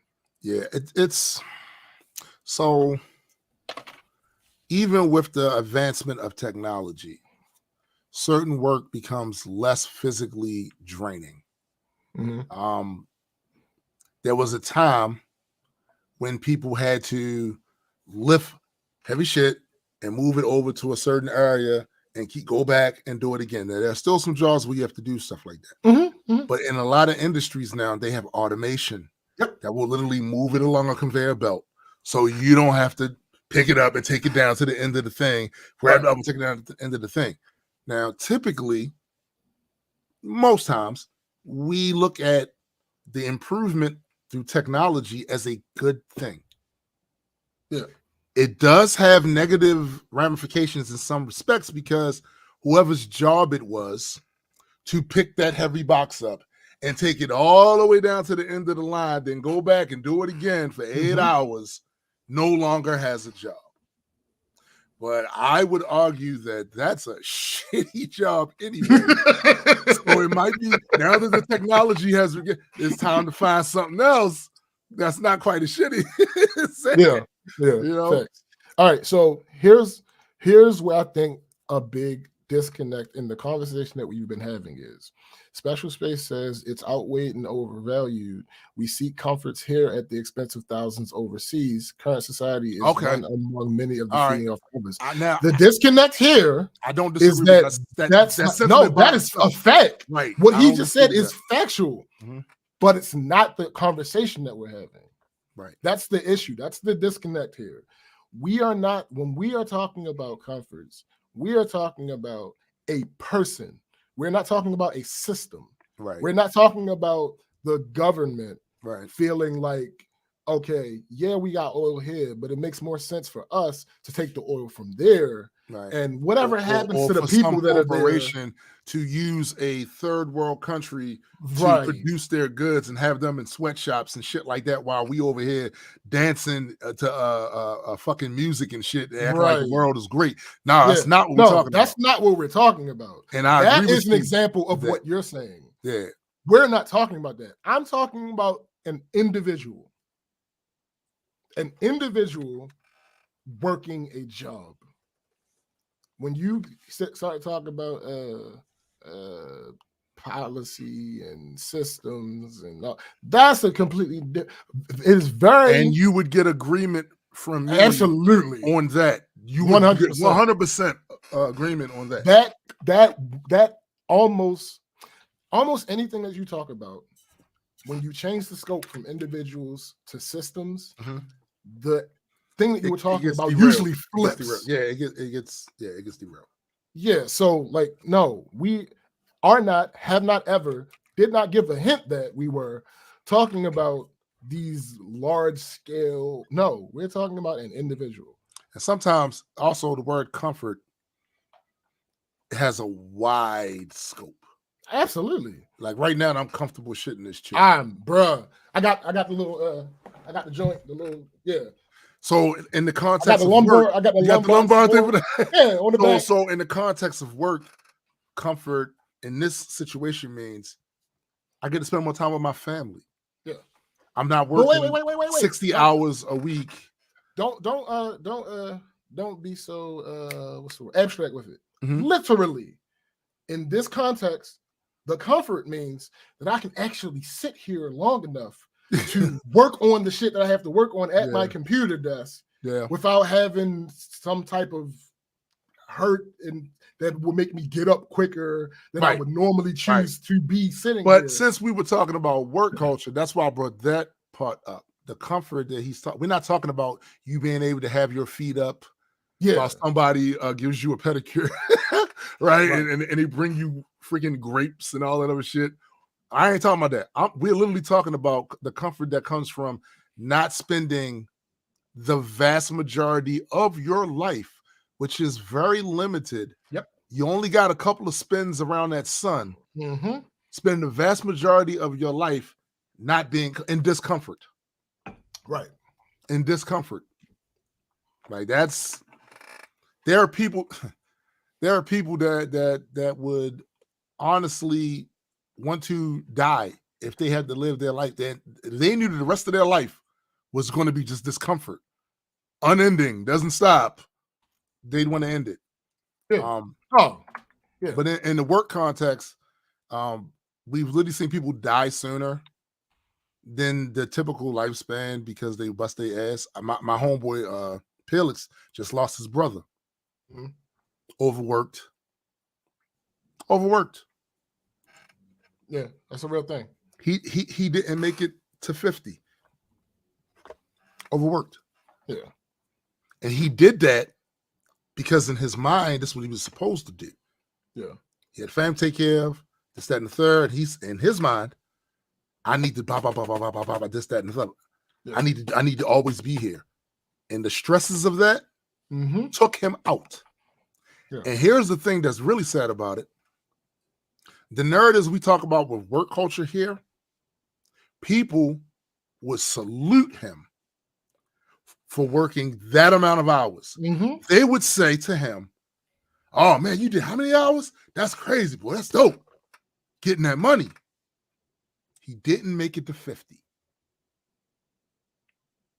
Yeah. No, that part, Vern, that part is what we're talking about, really.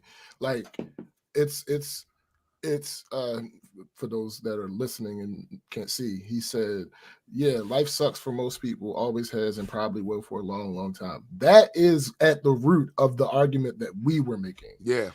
Since that's the case, it benefits you to escape that as much as possible. And it's natural that you would, especially if you feel like it's wearing you down. Absolutely. Joe says that's the biggest benefit of mechanization and automation, reduction in physical danger and strain. And technology creates new jobs. That's what I do for a living. The toughest part is the transition. Considering that we spend nearly half our lives at work, preparing for work, or traveling to and from work. We're going to have a conversation about that, especially in the growing age of AI. Yeah, absolutely. We're going to have a conversation about that. Just update. There's more backers. Now. No, it's not. That didn't happen. What are you talking about? It's more backers. Not considerably more, but it's more. It's really. The number went up. Yeah, the number went up. The number what? It did. Yeah. It did? No, the number went up. Oh, yeah. Just saying. That's I need. I have to check this. Kick start. Kick start. So yeah, I'm just saying. I mean, I've had it up the whole show, so I can monitor it. So I can monitor. You just monitor. Just checking out the progress. Yeah. Oh damn. Yeah. Oh damn. Oh damn. Yeah. All right. Special Space said, I think we're stuck on comforts. I work for what I value. And I think y'all agree that you do things you do because you value something from that as opposed to the idea of being comfortable. Well, I know I do. Sure. Yeah, I know absolutely. I do. But the thing about that is the value leads to comforts. Yeah. I'm not working for more work. Right. My goal in working. What up, Jonathan? Sean P. My goal of working isn't to be in there working more. Like at my job, at my 9 to 5. There's an old saying. There's an old saying that says, "The reward for a job well done is more work." More work. And that's what I'm saying. Like that's not. Yes, absolutely. I'm doing it for the value, but the extra value in that is me not having to do that anymore. Yeah. And again, so I just turned 54 recently, right? I've been working since, like I said, 12 under the table at some little whatever. And then by the time I got 16, I was able to get 15, I was able to get a work permit, right? And started working at restaurants and shit. I've worked at shitty, fucked up jobs. But my whole time there, I was looking for ways to not have to work for shitty jobs. Yeah. So eventually what would happen was I would move from a shitty job to a less shitty job. Yeah. Oh, then I had to fall back to a more shitty job. Right. But then I got out of that to a less shitty job. And at 54, I can honestly tell you, I don't have to do things that I don't necessarily want to do. Mm-hmm. And it's not because I was a lazy bum. It's because I busted my ass and I took chances. Right. I followed certain pursuits that others were either afraid to do or didn't see value in it. Facts. And that even that alone wouldn't have been the thing that would have done it. But I also married well. Social capital matters too. Absolutely. Social capital matters. Who you choose to spend your life with, their work ethic, their intelligence. Because sometimes, like I told you, it's about working smarter. Absolutely. It's about working smarter. Mm-hmm. Those things help me to be able to live a better life than what I had in my 20s. But all during them 20s, 30s, and a big portion of those 40s was busting my ass. All right? Busting my ass. So nobody's going to tell me, you know what I'm saying, that I ain't supposed to now enjoy the fruits of that labor by having less labor to do. You know what I'm saying? Or to be more succinct, to be able to now target my labors into something that benefits me more than it necessarily benefits some guy that owns a corporation that I'm working for. The dream is that your labors come back to you multiple fold. Yeah. Whether that's just money, whether that's money and these comforts that we are talking about, whether that's simple peace of mind, whether that's whatever the case may be. Right. That is the dream. That is what we should all be striving to attain. And that's I think that's a good goal. Right. And Verm, that is kind of the point that I'm making, that I've been making. He said, and you chose to learn for those shitty situations, right? Yeah. Again, our argument. I learned not to be there. Our argument. Well, all right. Actually, let's talk about that real quick. Mm-hmm. He didn't learn something about himself from those shitty situations. He learned. I learned I didn't want to be in those shitty situations. Right. There was no intrinsic value that he gained. The lesson I learned from those shitty ass jobs is I did not want to be at them shitty ass jobs. Had I not learned that lesson, then sure, there's this thing where maybe my motivations wouldn't have had me pursue other things, because I'd have either been A, satisfied with that shitty work, or B, I could have said, well, that's just life. We have to do shitty things. So I'm here in this shitty place. That's normal. I didn't think that way. I thought, I don't like this. Right. What do I need to do to not have to do this anymore? So I used it for what I could use it for, which was getting a check to take care of my daily stuff, while always having the ever-present eye out for another opportunity where I didn't have to do this. I don't like this. And slowly but surely moved up to the chain of being at a point where not only I wasn't a worker, now I'm a boss. I have people that work under me, which means I do physical labor less. But because I've done that labor that they're doing, they have a respect for me. They also respect the fact that I will get in there when necessary and get my hands dirty to help the overall cause. But make no mistake about it, I physically worked less. Running a crew of about 30 people. I physically worked less. I did more paperwork as far as physical work. I worked less. But even then, with those type of jobs, I said to myself, I don't like working for other people. If I don't have to work for another person, I'm not. So that pushed me to chase other things, to be able to create money, a situation for me to be able to gain money and get money and earn money without for my own products, a service, something I'm doing, and not necessarily be part of some corporate structure. I feel I've benefited from that. I feel my life is better. I look at where I live now as opposed to where I lived when I worked those shitty jobs. And it is a huge hell of a difference. There's a huge gap in between where I was at 24, and where I am now at 54. Huge gap. Oh, nigga. Huge gap. To wrap this argument up, because I have to say one thing before we end. Verm says, to complete his thought, you chose to learn from the shitty situations, then it had value. Here's the thing. Couple things, actually. If I start off in a shitty job and I leave that job and end up in another shitty job, no matter what, I absolutely didn't need that second shitty job to know that shitty jobs aren't where it's at. Right? You got the argument that you guys put forth sets up a binary. What we're saying is it's not binary. It's not on or off.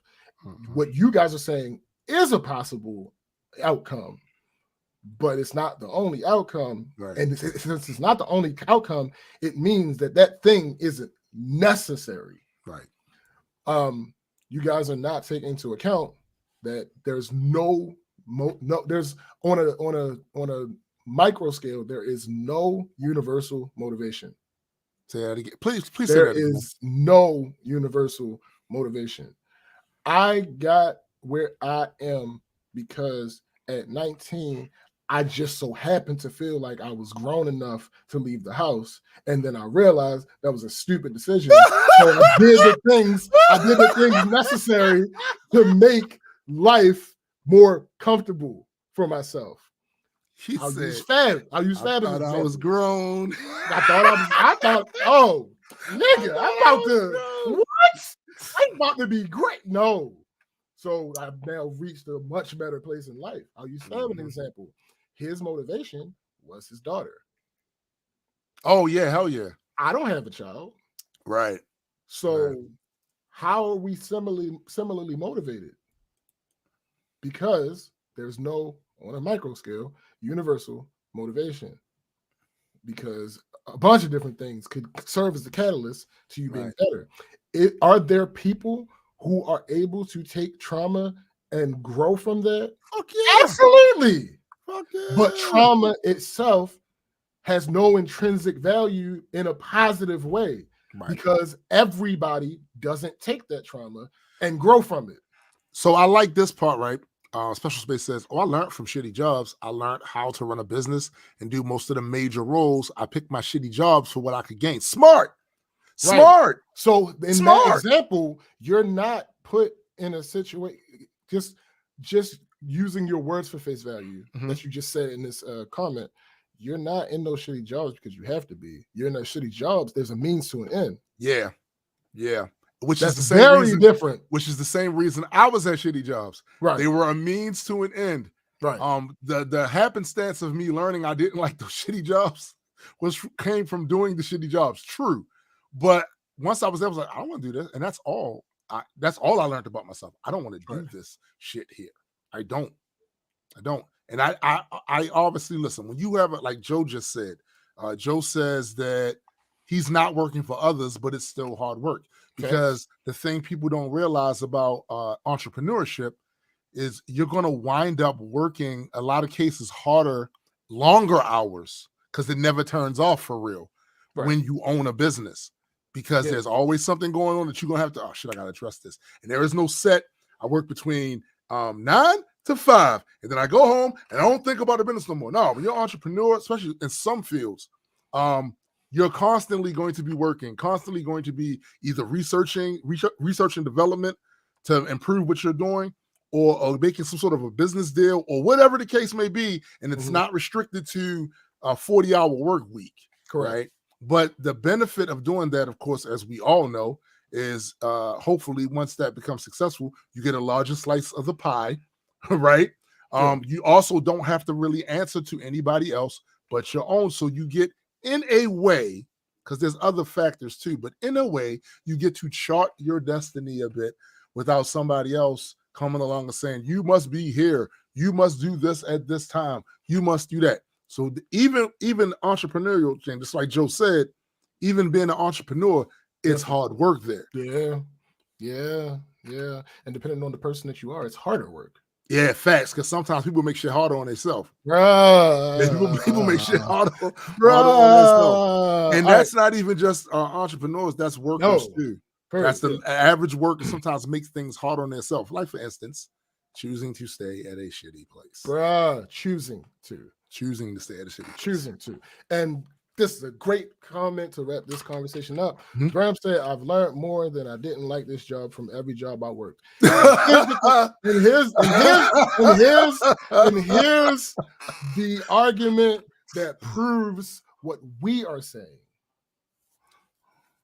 Your experience happened to you. And it happened. But that doesn't mean it's a universal that everybody in that situation would have had that same experience. If I put up 2 = 4, and you say to me that has to be addition, it does not have to be addition. That can be a plus sign, or it can be a multiplication sign. And both of them are equal. Right. And also, Verm, you might say that you learned more for that. I'm sure you feel like you benefited from that in some way, right?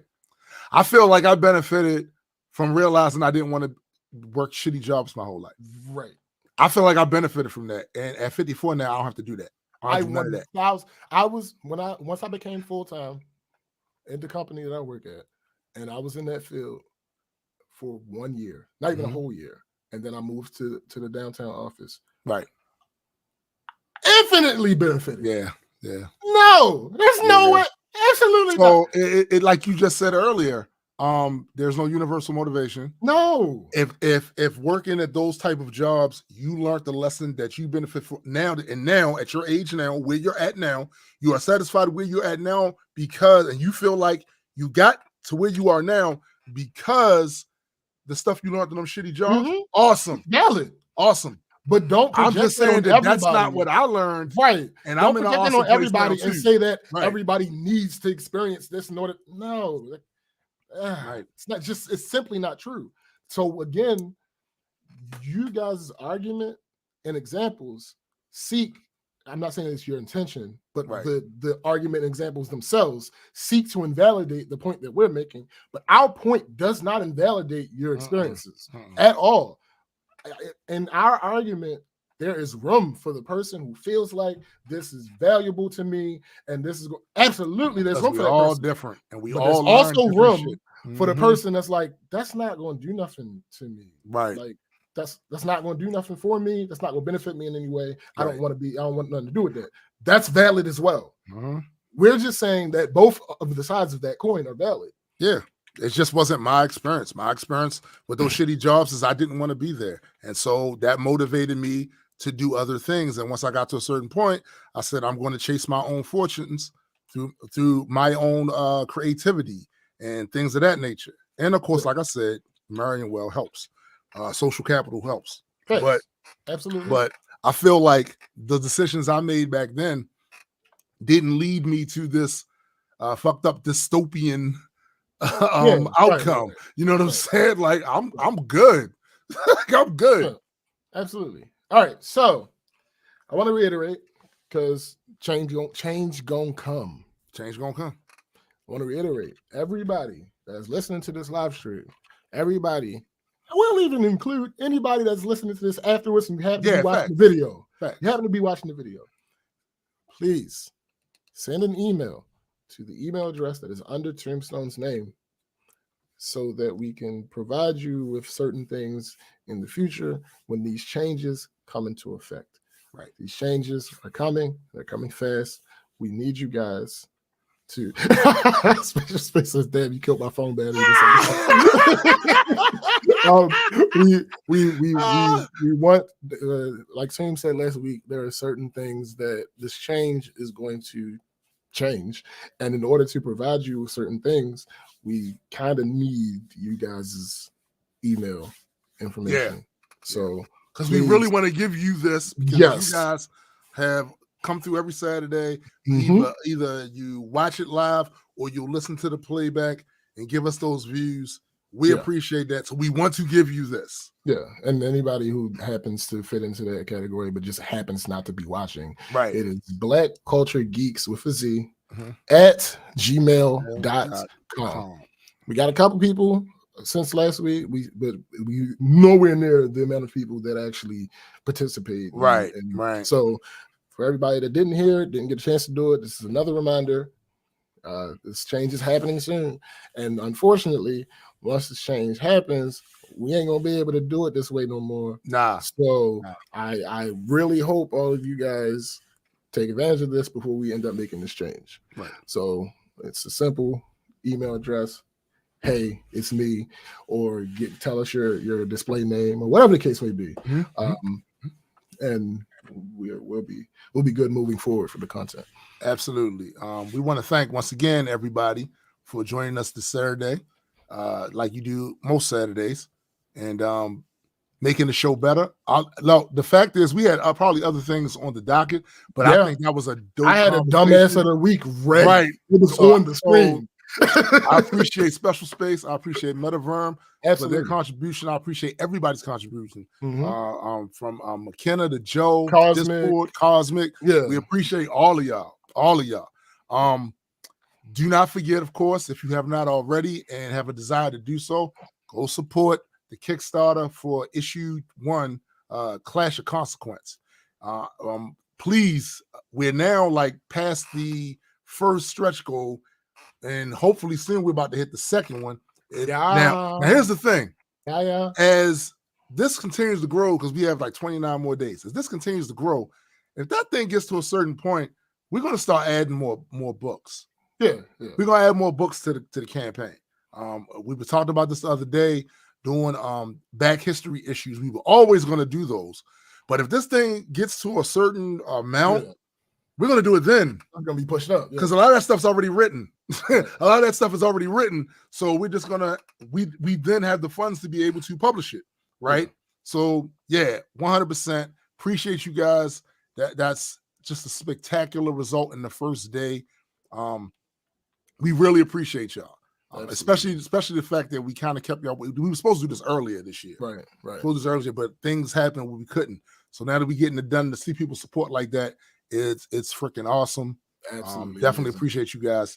Also, don't forget to check out Through the Grapevine with our girl Chrissy. Are they going to have another one soon? Do you know? Heard it through the grapevine. Heard through the grapevine. Okay, my bad. Thank Marvin Gaye. Well, thank. I don't know when. Shut up. That's funny. He won. I know. So, I know. I don't know exactly when the next one's coming up, but it's recorded. I don't know if it's finished being edited. Okay, Joe. Dope. Joe sent me his through the PM. All right, cool. Oh, yes, that's not another option. Any of y'all who actually know us, right. Just send the email, whatever email way there. Yeah. Also, do not forget to check out my man Jay the Nerd, his channel, Super Side Guys, Metas and Mutants, our Multi-World Entertainment channel. SBJ has a single about to come out. Oh, yeah, anybody y'all that know me, go on my Facebook, click that link, save it. Yeah, I need y'all to say that for me. Absolutely. And do not forget to subscribe to Majestic Comics YouTube channel, because we're doing way more content on there now. Yeah. Way more live streaming and other things that we're going to be doing. This is going to be, I feel like, a breakout year for Majestic Comics and for Multi-World. So the fact that you guys helped us in the beginning and you showed up and showed out all the time, we appreciate you. And it'd be good to have familiar faces if this thing explodes. Right? So for my man SBJ, I am Tombstone the Dead Man. And for the greater Multi-World Entertainment family, we are out.